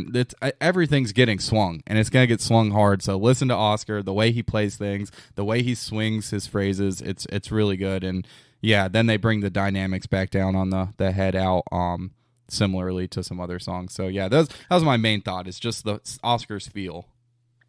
Yeah, it's a great thing to listen for, and just the influence of the blues, even though they've played, 2 or 3 or 4 blues songs already on the album. Here, it's not necessarily a 12-bar blues form, but it's kind of an 8-bar blues form, and everything Oscar is doing, almost everything, is really just blues oriented or blues drenched. And listen for all the different ways you can play the blues during Oscar's solo. I think that's the key here. And you're right, they move it dynamically downward, and they just end it with one 8-bar section to end it. So all in all, you're right. It's a short track, but there's a lot in it to listen for, and it just screams blues to me. Yeah, I think that's the blues and the swing is just the merger of the two. So let's get into the 7th track on the album, entitled Honey Dripper. Yeah, if you don't know, Honey Dripper is an early R&B blues-based song from Joe Liggins and his Honey Drippers from the year 1945. The term Honey Dripper apparently was used as a slang term for a very sweet guy. And this, Joe Liggins' track, Honey Dripper, was an early runaway hit, and it's kind of a precursor to rock and roll. And if you listen for that original recording, the sax solo on that sounds exactly like the type of saxophone solos you would hear from rock and roll records of the mid to late 50s and early 60s. So I don't know, if you check out Joe Liggins and his Honey Drippers and their record of Honey Dripper, it just seems like they're playing rock and roll 10 years before rock and roll hit the scene. And part of that has to do with the racial dynamics at the time. And, Joe Liggins, pretty sure was a Black American player. And, they say kind of a lot of rock and roll started in the mid 1950s with groups like Bill Haley and the Comets. But those were some white guys that were doing what a lot of black players had already done 5 to 10 years previously. And so if you listen for that Joe Liggins and his Honey Drippers recording, there's just a lot of precursors to rock and roll that, later performers pulled from in their shows and in their music. So it's a great track to check out. And it reminded me, looking up the history of it, that a lot of times when Joe Liggins would play the Honey Dripper live, they would do a 15-minute version of the song. Now that's what we're talking about. I know, that reminded me of you and me. But of course, on the record, they could only do it for 3.5 minutes. So it's a sort of a condensed version of how they would perform it. But there's a lot of history with this song. So, it's just something to really check out. And this version of Honey Dripper, it's a faster tempo by Oscar Peterson than it was originally performed in the 40s. And so they're just doing kind of a faster 12-bar blues song version of that song. And there's some really nice fills from Ray Brown during the second chorus of the head. And Opie's iconic left hand, to me, is on display during the melody and during his solo. Did you hear that? Yeah, I definitely noticed that. That's what I put. There are just lots of different cool elements from OP's left hand here, and his left hand is just so versatile. He can comp with his left hand while he's soloing. He can stride with his left hand. He can mirror with his left hand, and I think I wrote here that his left hand could outplay many of our right hands. So yeah, I definitely noticed his left hand standing out to me during that part. And then there's some key uses of repetition that are really super hip that OP is using. I love the lick idea at 130 he pulls from, and he continues to develop changing certain notes but keeping the same rhythm. And so he's continually developing the rhythm by changing the notes but keeping that feel all throughout his improvisations. And he does that again later on in the next chorus as well. And I think Oscar's rhythm here during his solo is absolutely killer, and that's what shines to me on this track is OP's rhythm and the way he can feel in and out of different rhythms. Yeah, I definitely the idea at 130 stood out to me as well. He's just so good at taking an idea and kind of using it in different ways, whether it's repeating it or with this one, he takes the idea rhythmically and he changes the color of it, changes the notes, that he's playing. So I think that, that definitely, it stood out to me. I'm glad you mentioned that because Oscar's he's such a master of doing that, of like presenting an idea and then manipulating that idea in a swinging way. So that was really cool there. Yeah, and then the head out is very clean to me, and it's always swinging. They're not doing too much here with the Honey Dripper, but they're doing just enough, I think. Yeah, for sure. I definitely I agree with that. Kind of similar in the way that they approach, head outs. It's kind of their kind of trademark as the Oscar Peterson Trio is to kind of dial it back and bring it kind of smooth and clean on the way out. Yep. And then the next track on the album, we got Things Ain't What They Used to Be. This is another 12-bar blues. This one written by Mercer Ellington, who was Duke Ellington's son. And this one was used by Duke and his orchestra during the strike in the early 1940s that occurred against the American Society of Composers, which Duke Ellington was a member of. So he didn't really want to, I guess, I don't know the whole story, but either way, he wasn't playing a lot of his own music during that strike. I think it lasted a year or two. And so he used Mercer Ellington's song a lot of the time during performances on that one. And that was, the tune Things Ain't What They Used to Be, which has become an iconic blues tune to call on gigs and on the bandstand. And Duke had arranged it for the band, but he did not originally write it. And so the song is often played by both the Count Basie Orchestra and the Duke Ellington Orchestra. And so it's just a cool crossover tune that is among many places and many different bands and used in a lot of different ways. And so I'm glad to see it on this album from OP. It's overall a nice relaxed tempo, and they're doing it in the key of D flat, which is pretty common to play it in. I also have played it in B flat, or E flat is another one to do. Things Ain't What They Used to Be in. And again, I think you should listen for Ray Brown. He has some really nice fills during, Things Ain't What They Used to Be. And there's a nice build into the piano solo transitioning from the head, good use of space and development, and just the phrasing is on point. There's a lot of style. There's some nice trills at 148, easygoing movement at 227, very chordal, very very nice treatment of everything that OP is doing. It's very dynamic and it's always moving. Yeah, I definitely agree. One thing I want to point out is, you mentioned Ray Brown, and I think one thing he does so well is he adds so well to the melody without overshadowing the melody itself. So he's so good at, the communication so good. They're so tight as a group. So Ray Brown definitely stands out to me in that way. The way he's able to add to the melody without distracting from it is nice. And I think there's the cool eighth note rhythmic transition into the solo, which is cool.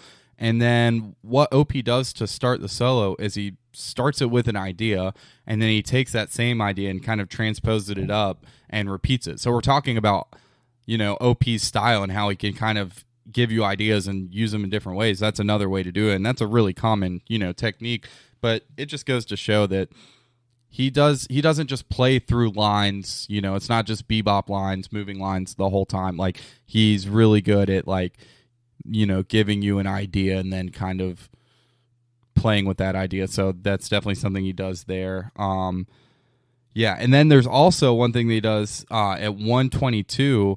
He plays an idea at 122, and it almost feels like he cuts it short. He doesn't play the end of it, and then he repeats the idea again, but it seems like he finishes the thought the second time that he plays it. So I think that's also a really cool technique, is he kind of gives you an idea, doesn't finish it, and then repeats it, and then finishes it. So just the techniques, the different ways to kind of use ideas and just listen to that kind of stuff. And that's the kind of stuff that's super interesting in your playing. So kind of take note of what Oscar's doing there. Yeah, it kind of leaves you wanting more in those moments. And then, it's just kind of delaying the phrasing in a way that's musically interesting to listen to. Yeah, I think it's the best way to put it. And as it goes on, he does another kind of shout section at 302, and you can hear some nice fills from Ed Thigpen on the drums at the end of Oscar Peterson's phrases. And so there, it's another moment where we can hear how well we're listening to an ensemble and the interaction between the different instruments and the different players. And, they're really playing together, even though, it's kind of OP feature in one moment and Ed Thigpen feature in another moment. The way they go in and out of each other and complement one another is just super fantastic. Yeah, for sure. And one thing that OP does is he kind of uses some more traditional blues kinds of trills in his playing. And some jazz pianists would tell you not to do that. Some people would say that that's not really jazzy, or jazzy, quote unquote. That's not like fundamentally jazz, but it's jazz and blues. Like, they're so intertwined that if Oscar can do this and do it well, it's okay to do it. You don't have to stay away from playing like a more traditional blues trill or idea just because it's jazz music. That's kind of snobby, in my opinion, kind of. Yeah, it's highfalutin. It's pretentious. It's pretentious. Yeah, that's a good word for it. I would go as far as inhumane. I know I'm reaching, but you're right. If you're playing a blues, play some blues. I don't, it doesn't matter to me if it's more in the style of John Lee Hooker or something. It's all music, and it's all, like the music's so closely related, so. And we talked about this on Sunny Side Up with Ray Bryant's playing on, they did a blues tune where the first 3 minutes was basically Ray Bryant just showcasing his traditional blues elements that he has in his playing. And I think that's just a fantastic feature to that album.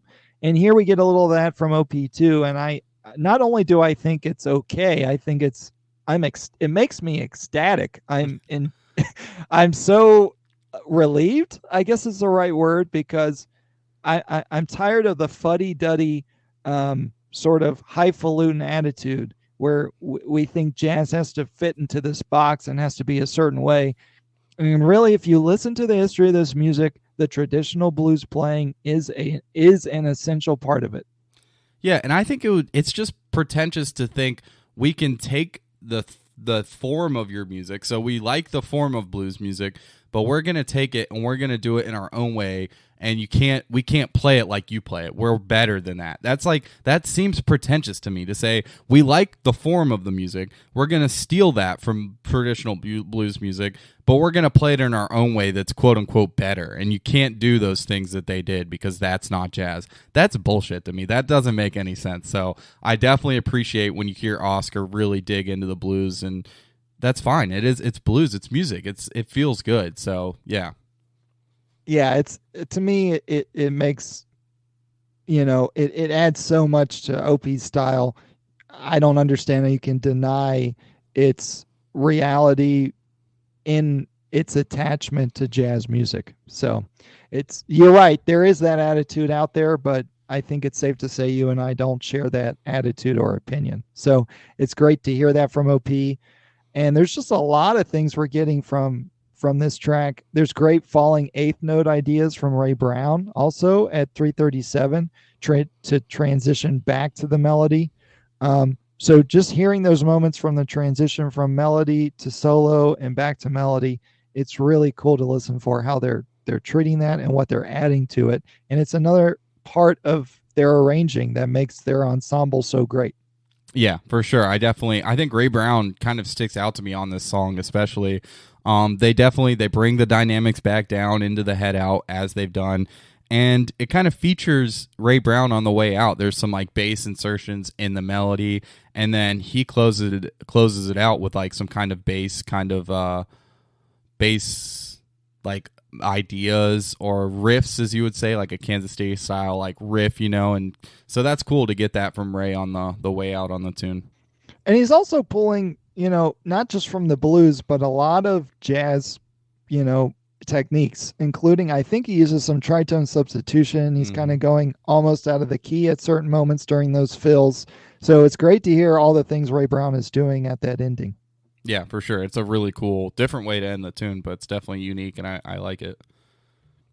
All right. Next, we get another Duke Ellington tune on the album called I Got It Bad and That Ain't Good.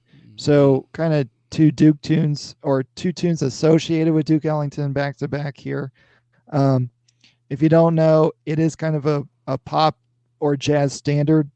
And the lyrics were written by Paul Francis Webster, who's just a well-known lyricist of Jewish heritage. He wrote the lyrics for Masquerade, Secret Love, and The Shadow of Your Smile. And Paul Webster also worked for Duke Ellington for a period of time. Also Shirley Temple, he wrote a lot of songs for, and he was kind of an in-house lyricist for MGM, and he wrote the lyrics to the original Spider-Man theme song. So you'll see cool history. Yeah, you'll see Paul Francis Webster all over. And it's really kind of a ballad in AABA form, 32 bar form, this tune, I Got It Bad and That Ain't Good.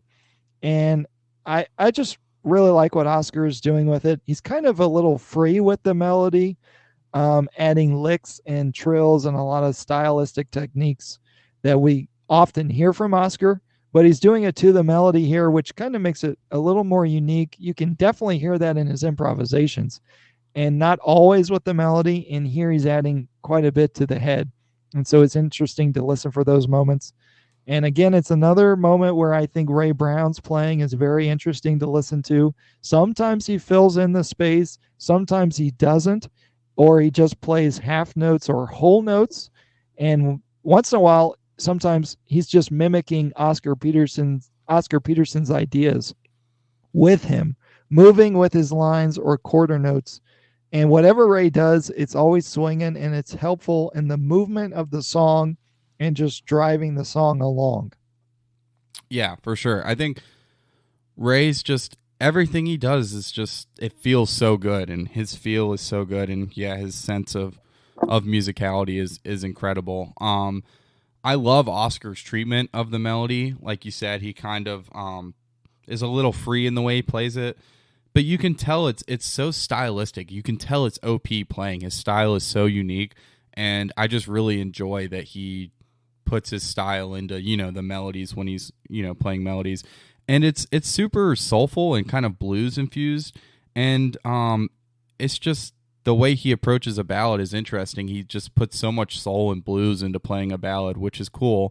And it's kind of Oscar's MO, especially on this album, Night Train, is to kind of infuse the blues and the soulfulness into the tracks, even on a ballad like this. And it kind of reminds me of his approach to Georgia on My Mind. Kind of takes that super blues approach to a ballad, which is cool. And so, yeah, you get some of the classic OP blues double stops from 105 to 110. If you want to learn how to play blues double stops or blues lines in jazz music, just listen to OP. Just transcribe the stuff he's doing. I mean, it's all so good. His feel is so good, and it's so well placed. So that's another example of it there. And this song feels so easygoing, yet it's so swinging and so soulful. So it's awesome how they're able to kind of make it feel so easygoing, yet still so swinging at the same time. So, yeah, I love that.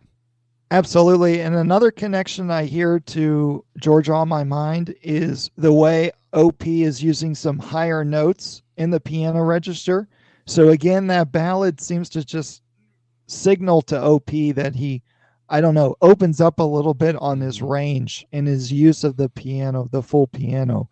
And I don't know if he feels like he has the space to do so, or he has time to reference different ideas that he's always going through in his mind or his ear. I don't know. It's just, to me, those higher notes come out to me on I Got It Bad and That Ain't Good, as well as Georgia on My Mind. And it's just really cool. He also references the melody, the second A section, so you can hear how, a lot of times in jazz improvisation, we don't want to forget about the melody. We want to be able to reference the melody at the drop of a hat, no matter where in the form we are. Not necessarily saying we have to, but it's not a bad idea to keep in mind the melody, even when you're improvising. And I think he has some great playing during the bridge. You can hear kind of his full voicings that he uses. And then the last A section is Oscar just riffing off of the main melody. And then they kind of slow down to an open rubato cadenza section. Yeah, I really love the ending. One thing that stood out to me is the beginning of Oscar solo at 2:33. I love how he plays kind of like a moving, like kind of bop line, but then it melds into like a blues line by the end of the phrase. And I think that's just super cool because he's giving you kind of that bop thing, but then it just goes back into the blues, which has kind of been the entire album has been focused around the blues. So it's cool how he does that. And yeah, I love the approach on the final A section, the way they kind of riff off the melody and then they slow down into the open kind of cadenza. So yeah, it's a really cool ending there. Yeah, and it seems like they're using longer notes here, and I don't know, just kind of using sustained longer notes, which is a little different than we've heard earlier in the album. And we reach a final chord with both Ray Brown and Ed Thigpen back in to end it. So really neat ending. And a lot of things to listen for from OP on that one. And then the next track is called Band Call, which is yet another tune associated with Duke Ellington and his orchestra. So we have, 3 in a row? We're getting them all right back to back, yep. I mean, I dig it. It's cool. And this one is not really necessarily covered very often. So it's kind of neat that OP chose this track to play on the album. It's a 12-bar blues that they're playing 2 times through. The first 8 bars sounds like Oscar is playing almost a big band riff idea using chords, and there's kind of a call and response between him and Ray Brown. So it's very, I don't know, big band oriented, and it's almost as if he's doing a piano trio version of a Duke Ellington orchestra arrangement. Yeah, I definitely agree. I think I wrote this is a cool arrangement of the tune with it just being a trio. That the arranging is just so well done here, and they're kind of ode to Duke Ellington there, and the big band era is awesome. Yeah, and I think if you listen for both Oscar and Ray Brown, they're playing almost all the different parts you would hear from the different parts in an orchestra setting, a big band setting from Duke Ellington. So it's just a really neat arranging technique that they're doing. And then they finish the arrangement of the tune. It's starting in the 5th bar of the blues form, and they're doing the head 2 times through. And I want to also point out there's a really nice sweeping motion at the 36-second mark during the head. That is just so cool and such a stylistic aspect to this version. Did you hear that? Yeah, I definitely I did hear that. And I think it's just Oscar's got so many different tricks up his sleeve. Like he can do so many things so well. So I heard that and I thought that was pretty cool as well. And then at the 50-second mark, we get the piano solo and we get some really iconic lines from OP. There's some fast triplet rhythms at 126. And overall, his feel is super swinging. At 148, he plays similar grace notes you can hear from the first track, Night Train. And at 205, it's a great tripletized blues repeated idea. We all kind of do, but we don't do it as well as Oscar Peterson does it. Yeah, I think you point something out there, and something I noticed is all of those things that you mentioned. He plays a lick at 106. If you're listening, I want you to go and listen for this because it's super cool. It kind of mentioned like what I was talking about earlier with Oscar presenting ideas. He plays a lick at 106, and then he continues to reference that idea throughout the entire solo in many different ways. And every single thing you just pointed out was a reference of that lick. And I'm going to point out every time that I heard him reference that kind of, it's kind of like a 2-note idea. I don't think I caught that, but you're right. All those tripletized blues ideas are, he's developing and pulling from that one original idea. So what were all those moments where it comes up? Yeah, I'm going to point out all of them. If you're listening, definitely listen. So he first plays it at 106, and then I hear it again at 112, 126, 148, 151, 204, and 211. And so definitely listen to that, and you can hear him just go back to it over and over and just approach it from different ways. And all of those things that Max mentioned 126, 148, 205. So Max was mentioning those things, but it's all in reference to that first thing. And there's also another one kind of in the 130s, but it's not directly referencing it, so I didn't put it in there. But listen to that section from 106. It's 3 choruses. Listen to it, and he's taking that idea, and he keeps going back to it, and it's just really cool because it keeps you interested. And even if you don't realize it's going on, it keeps you interested in what he's playing there. And that's a great thing to do when you're improvising in general, is to not, don't always forget what you had previously started with or what you previously did. If there's something you really liked or something that was really cool rhythmically or melodically or harmonically that you did in the first chorus, why not repeat it or do it in a different way the second chorus or the third chorus? There should be some sort of continual development in your improvisations. One player that comes to mind is the great Sonny Rollins, who was fantastic at doing that. And here we get OP doing it in just an incredible fashion. And I'm glad you made that list. It's a great thing to listen for, great thing to point out. Great catch on that one. Yeah, I think, some people think oh, it's my solo, I just need to show people what I've got. And so they'll play all these lines and licks and things and try to show them a million different things. Oscar's like, no. Give them an idea and then show them what you can do with that idea. That's just such a cool thing. It's another aspect of the artistry of jazz improvisation that, these guys did so well. We can learn so much from that. It's just a fantastic moment on this album. And there's just, those ideas, the way we want to be able to develop solos, there's a lot of different thoughts and attitudes and theories or ideas around it. But I think if you just listen for what these cats are doing, it's a great starting place. And this is really where you should learn from. You should learn straight from the record. As one Branford Marsalis told me in person at one time I met him, he said, everything you need is on the records. And I think he's right. That's a good point. Yeah. So as the track continues, we get a bass solo at 224, and I think Ray sticks to a lot of quarter notes. And to me, that's kind of old school. That's that's a practice that occurred during swing era solos from bass players. And here Ray Brown is doing that. So you hear all the different things he can do from the first few tracks during a bass solo. And here he just keeps it nice and neat with different quarter notes that he's playing with, maintaining the tempo, maintaining the feel. And it's a really sort of neat aspect to this track. And then at 303, we get another shout chorus with some easy fills from Ed Thigpen. And so Ed, to me, on drums shines at that moment on this track.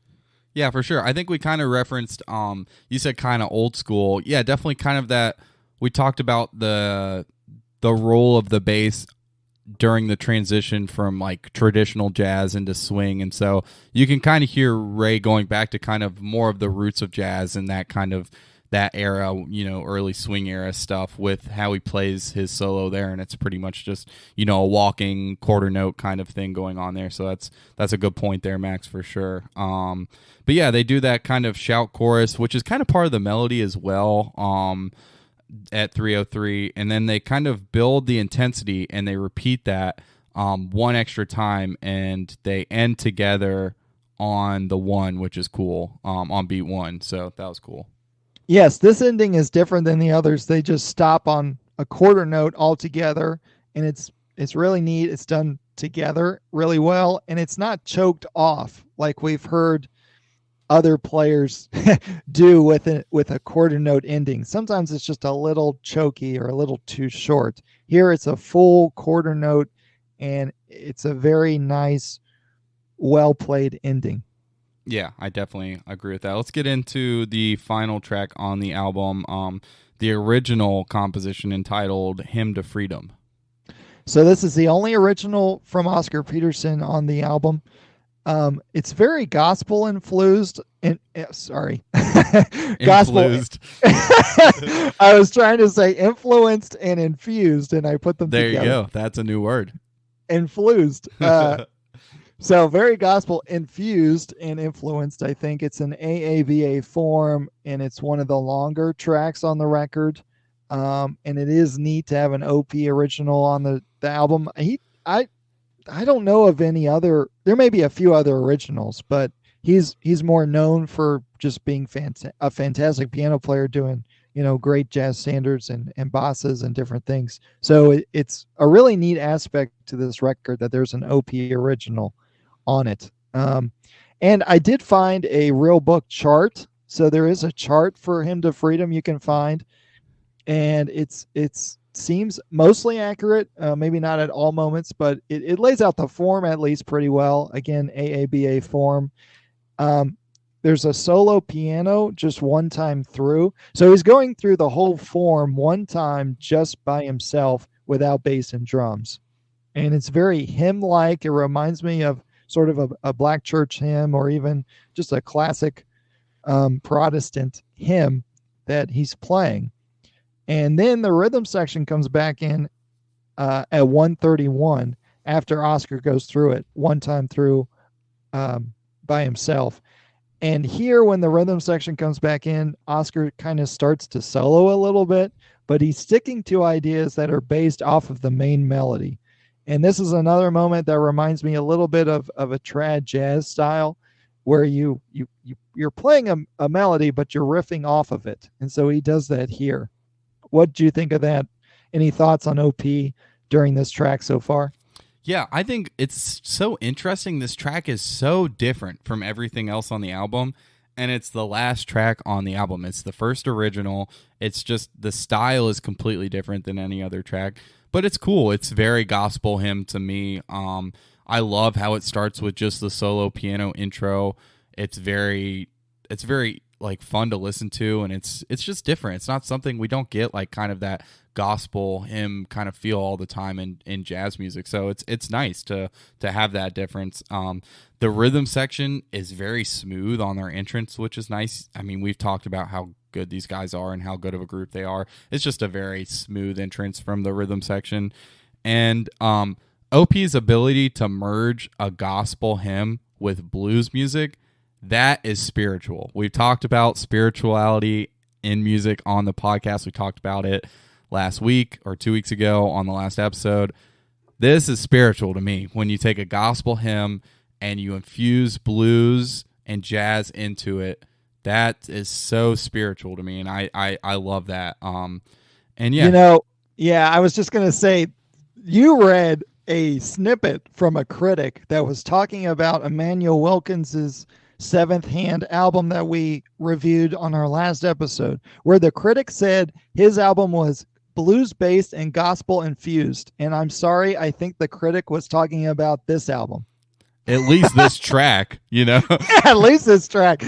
He meant Oscar Peterson's Hymn to Freedom, not Emmanuel Wilkins's Seventh Hand album. I think it would describe this track a lot better than, not to like anything, to say anything bad about Emmanuel Wilkins, but I just think that wasn't what his was founded on. I think his album was way more centered around like kind of avant-garde or free jazz things. And so, yeah, that critic, I think he was confused. So maybe he was talking about this song. I agree with that, Max.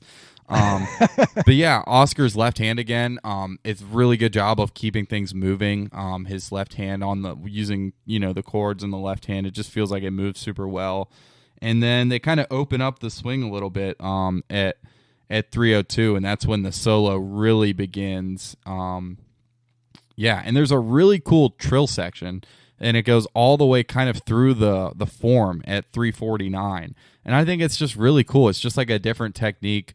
He kind of uses kind of this trill with both hands, and he plays all the way through the progression on it. So what'd you think about that one, Max?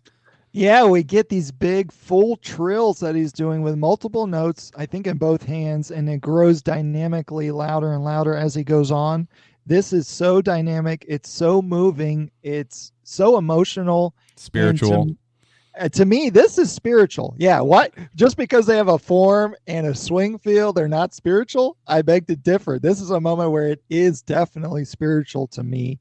It reminds me of a solo or part of a solo that comes from Oscar Peterson on a tune called Blues for Big Scotia. Mm-hmm. That's a recording where I think he's with a big band, and he has this really open, solo section. The band is in with him, but he just does these big full trills on the piano, and on Blues for Big Scotia, it's even longer and more dramatic, I think. But, it's just something that OP does that is fantastic and very musical. And to me, it is spiritual. And I love that moment of this record. Everything he's doing is very stylistic. And again, you can hear the cymbal sizzle from Ed Thigpen during the solo. And that's just the iconic moment. If you're confused about where the solo starts, listen for the cymbal sizzle. And Ed Thigpen on those big full trills that OP plays, he's following it with his snare drum rolls. And it's so cool, the interaction you can hear from Ed, playing musically along with OP right there. Again, it's another moment where they are an ensemble, even though OP is doing something that's improvisatory and sort of just unique to his own instrument. Ed Thigpen is copying him and supporting him and playing his role even more as a drummer, and he's accentuating everything that OP is doing, and that's the job of a drummer, to accentuate the swing feel and what's going on around you. Yeah, it's kind of that on-the-spot arranging that we talked about, and it's coming from the soul. It's just so musical. It's so well done. I definitely agree with that. And then they kind of bring it back down a little bit, and OP gets real bluesy before they head back into the melody, which it's just, he's got to bring the blues to it. That's kind of been the theme the whole time. So, yeah, and then they, once again, they dial the melody back on the way out, and there's a super well done retardando to finish. The song slows down and kind of gives you a nice culmination and a nice finish to the album.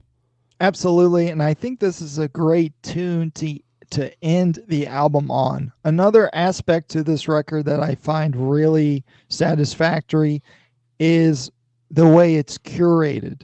The order of songs, the way it starts, the way it ends, the middle section.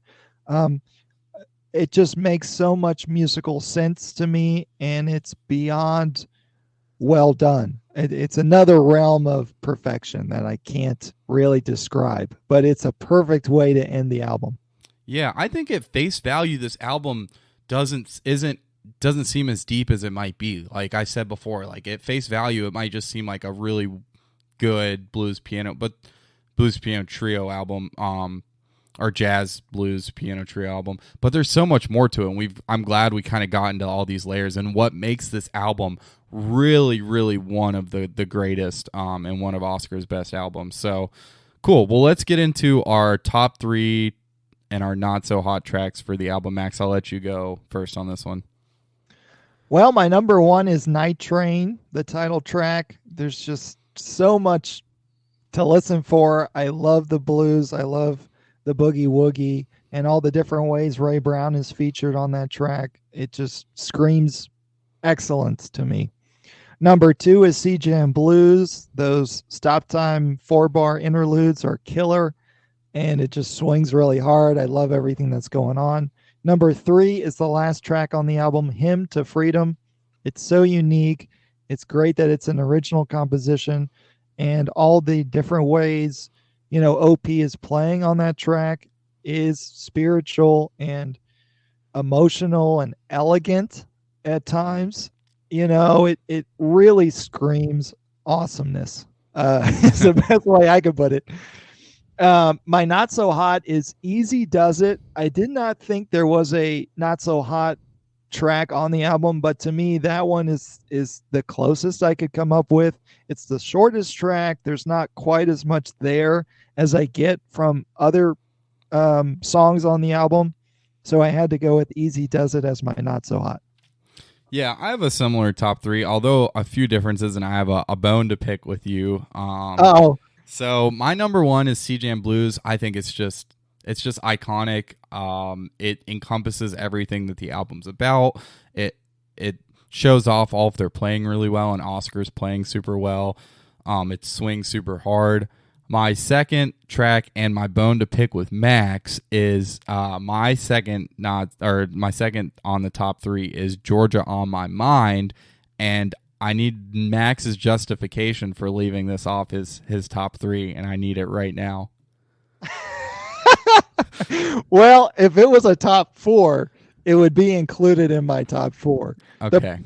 The issue is I get so much from Oscar on Hymn to Freedom, and Hymn to Freedom is almost a ballad tempo. And I love ballads, so I love Georgia on My Mind. I love I Got It Bad and That Ain't Good, and normally, because those are ballads and the way Oscar Peterson plays, and he plays them so well, that would be on my top 3. I just got more from Hymn to Freedom that maybe I wasn't expecting as I would, whereas most of everything OP was doing on Georgia on My Mind was a little more expected. I mean, it's all super fantastic and beyond great. I just get a little more musicality from Hymn to Freedom. Okay, all right. I can see what you're saying, but I think leaving Georgia on My Mind off of the top 3, it's a little criminal. I do love Hymn to Freedom. Some could say that me leaving that off my top 3 is somewhat criminal as well. But yeah, so that's my bone to pick with Max. It's been picked. Well, we have to. This was your idea, the top 3, so I just had choices to make, and I went with Hymn to Freedom. But Georgia on My Mind is almost what would have made my 3rd if Hymn to Freedom was not on the record. Okay, I can get down with that. Just let the record reflect that I object with Max leaving it out. And then my 3rd, I think Night Train has to be on there. I think it's just iconic. It's the title track. It has everything you need. So I do agree. I think I could have put Hymn to Freedom in this spot as well. I probably could have put any track in my 3rd spot. I definitely thought that Sea Jam Blues and Georgia on My Mind stood out. Bags Groove kind of gets an honorable mention and almost snuck into that 3rd spot for me as well. Yep. So yeah, and I agree with Max on the Not So Hot. There isn't a Not So Hot. It doesn't really exist on this album. But Easy Does It. It's just so short, and it doesn't give you as much as the other tracks. So I think if you have to take one out, the album would suffer the least from taking Easy Does It out. I don't think there's anything else you could take out. Absolutely. So cool. Let's get into our overall album thoughts and our ratings. I'll go ahead and go first on this one this week, Max, and give you my thoughts and ratings. So I'm ready. Night Train merges blues and swing in a way only the Oscar Peterson Trio could do. This album is the pinnacle of what a jazz piano trio is capable of when led by one of the greatest pianists that jazz music has ever known. While Oscar clearly stands out on the album, we would be remiss not to mention how incredible the playing from Ray Brown and Ed Thigpen is on this album. They complement Oscar in a way that is so musical and so swinging. Ray's playing is ever swinging, deep-pocketed, and insightful, and Ed's playing is all the same while having such a unique style and ability to keep up with what Oscar's playing. There's no doubt that this album is based in blues as is Oscar's playing. Yet the album never feels boring and it never feels repetitive. The compositions are usually brief, but musical and exciting. The dynamics are ranging, and as are the emotions elicited. I think there could have been a little bit more opening up on one or two of the arrangements to really let the band loose, but you know that that's not Oscar's intentions on this album. And if that's what you're looking for, there are plenty of OP albums that will give you lots of that. So Oscar's influences are evident, as well as his influences on the music and the language are ever present until this day. His feel, his technique, his dynamics, emotion, and his communication with the rhythm section are one of a kind, and this album will forever be regarded as one of the greatest jazz piano trio albums to ever be recorded. And for all of those reasons, this is going to get a really, really high mark for me. This is I'm giving it a 9.6 out of 10. I think this is going to be about as high as something can go. It is the pinnacle of jazz piano trio album playing. It's one of the greatest albums of all time, and there's really nothing wrong with it. Like there's not much you're going to take off of this album. So 9.6 out of 10, because obviously nothing's perfect, and maybe it could be better, but I don't see really how much. Right. Yeah, those are great points. I would agree with most of that. I think the iconic album Night Train, the Oscar Peterson Trio, is an incredible representation of what you can do with the blues in a piano trio setting. Oscar's time, rhythm, swing, arranging, and overall dynamic drive is solid throughout, delivering an effortless performance from the very start to the finish. OP style is unmatched. I think the album's song selection is very blues-drenched, yet each tune brings a different aspect of this music to life with Oscar's arrangements and the trio's treatments of the tunes. The title track, along with Sea Jam Blues and Honey Dripper, are clear examples of what I'm talking about. The ballad Georgia on My Mind is a standout recording, along with the Kansas City-style jazz standard Moten Swing. Also with Band Call and I Got It Bad and That Ain't Good, we get a clear reverence for Duke Ellington, and to me, that is much appreciated. I really dig that part of this album. Ray Brown is featured quite nicely on upright bass, and his accompaniment to OP's playing is unique and very on point. Ed Thigpen's cymbals are a key component to the album's overall sound, and he also has a few nice, albeit brief, moments. From the original Hymn to Freedom, we get a sense of everything that makes up Oscar Peterson. Somewhere I could have used a drum solo, and I believe one or two of the tracks very possibly could have been stretched out just a bit further, yet nothing is necessarily missed. I agree with you. I'm not missing anything from this album. It's just, if I could critique it, those are a couple of things I would say. I think this record has influenced an array of musicians and jazz listeners alike. To me, this is the pinnacle example that comes to mind when you bring together the music and the influence of piano giants like Nat King Cole, Art Tatum, James P. Johnson, and Teddy Wilson. Oscar is the epitome of all of them put together, and then some. A number of his other recordings and live concerts feature busier solos and arguably maybe just a little too much arranging, yet here we get just the right amount of everything. For that, and for all the reasons I mentioned, I gave it an overall score of 9.3 out of 10. And I did kind of want to give it a higher rating, but it's hard to gauge sometimes where in the 9 to 10 mark I should give something, because I want to leave room open for something in the future that we'll go over or discuss or find where, it really does point out above a 9.5 or higher to me. I guess just because of the amount of similarities that are in each track from one to the next, that's kind of my reservation for not giving it a higher score than 9.3. But I love everything that's going on, and there's so much to listen for, and you get a sense of the blues and OP and everything he has to offer. Yeah, for sure. I think for me, I just kind of, now that we've got a catalog going, I'm starting to be able to look at some of the other albums that we've got and kind of compare, how do I think this album stacks up versus this album. And to me, I went and looked back at some of the things that we've reviewed, and I just think that this album is just, I mean, I think there are a few that have been up in the 9.5-ish range, but this one is just like, it's got that slight edge, but without, there's room for maybe something a little better if we can find it, but it would be hard to get something much better. So that's why in my head it was over 9.5, because it's going to be hard to beat this album in my opinion. But I can see what you're saying there, and I think anything over a 9 is definitely acceptable. So our overall score for this album, which I think is really fair, is going to be a 9.5 out of 10. So definitely a good score there for a great album. Max, why don't you tell us about next week's episode and the album that we're going to be getting into? Sure. Our next episode, we're going to go over the very, very new recording called New Standards Volume 1 from drummer Terry Lynn Carrington. And this album just came out in September of 2022. So we're talking, a month and a half ago.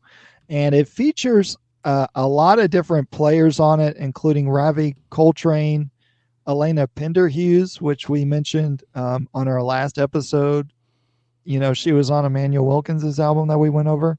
Also players like Nicholas Payton, Chris Davis, and Matt Stevens. And Matt Stevens he's a guitar player that I've actually seen perform live, and he's a great player. And it's a lot of kind of newer style jazz music, much more modern than Night Train. And so I think it'll be a very different album to listen for and different music to go over. And it's pretty much brand new. So I'm kind of looking forward to digging into Terry Lynn Carrington's new record, New Standards Volume 1. Yeah, I'm super excited as well. It's something that I have no, knowledge of. I kind of had some preconceived notions going into Emmanuel Wilkins. I'd listened to Omega, and I kind of knew what the Seventh Hand was going to be about. I'd read reviews about it. So I'm super excited to listen to this one. I kind of have no idea what to look forward to. So that's exciting to be able to listen to something with like a completely, fresh blank slate on it. So yeah, super excited to get into that.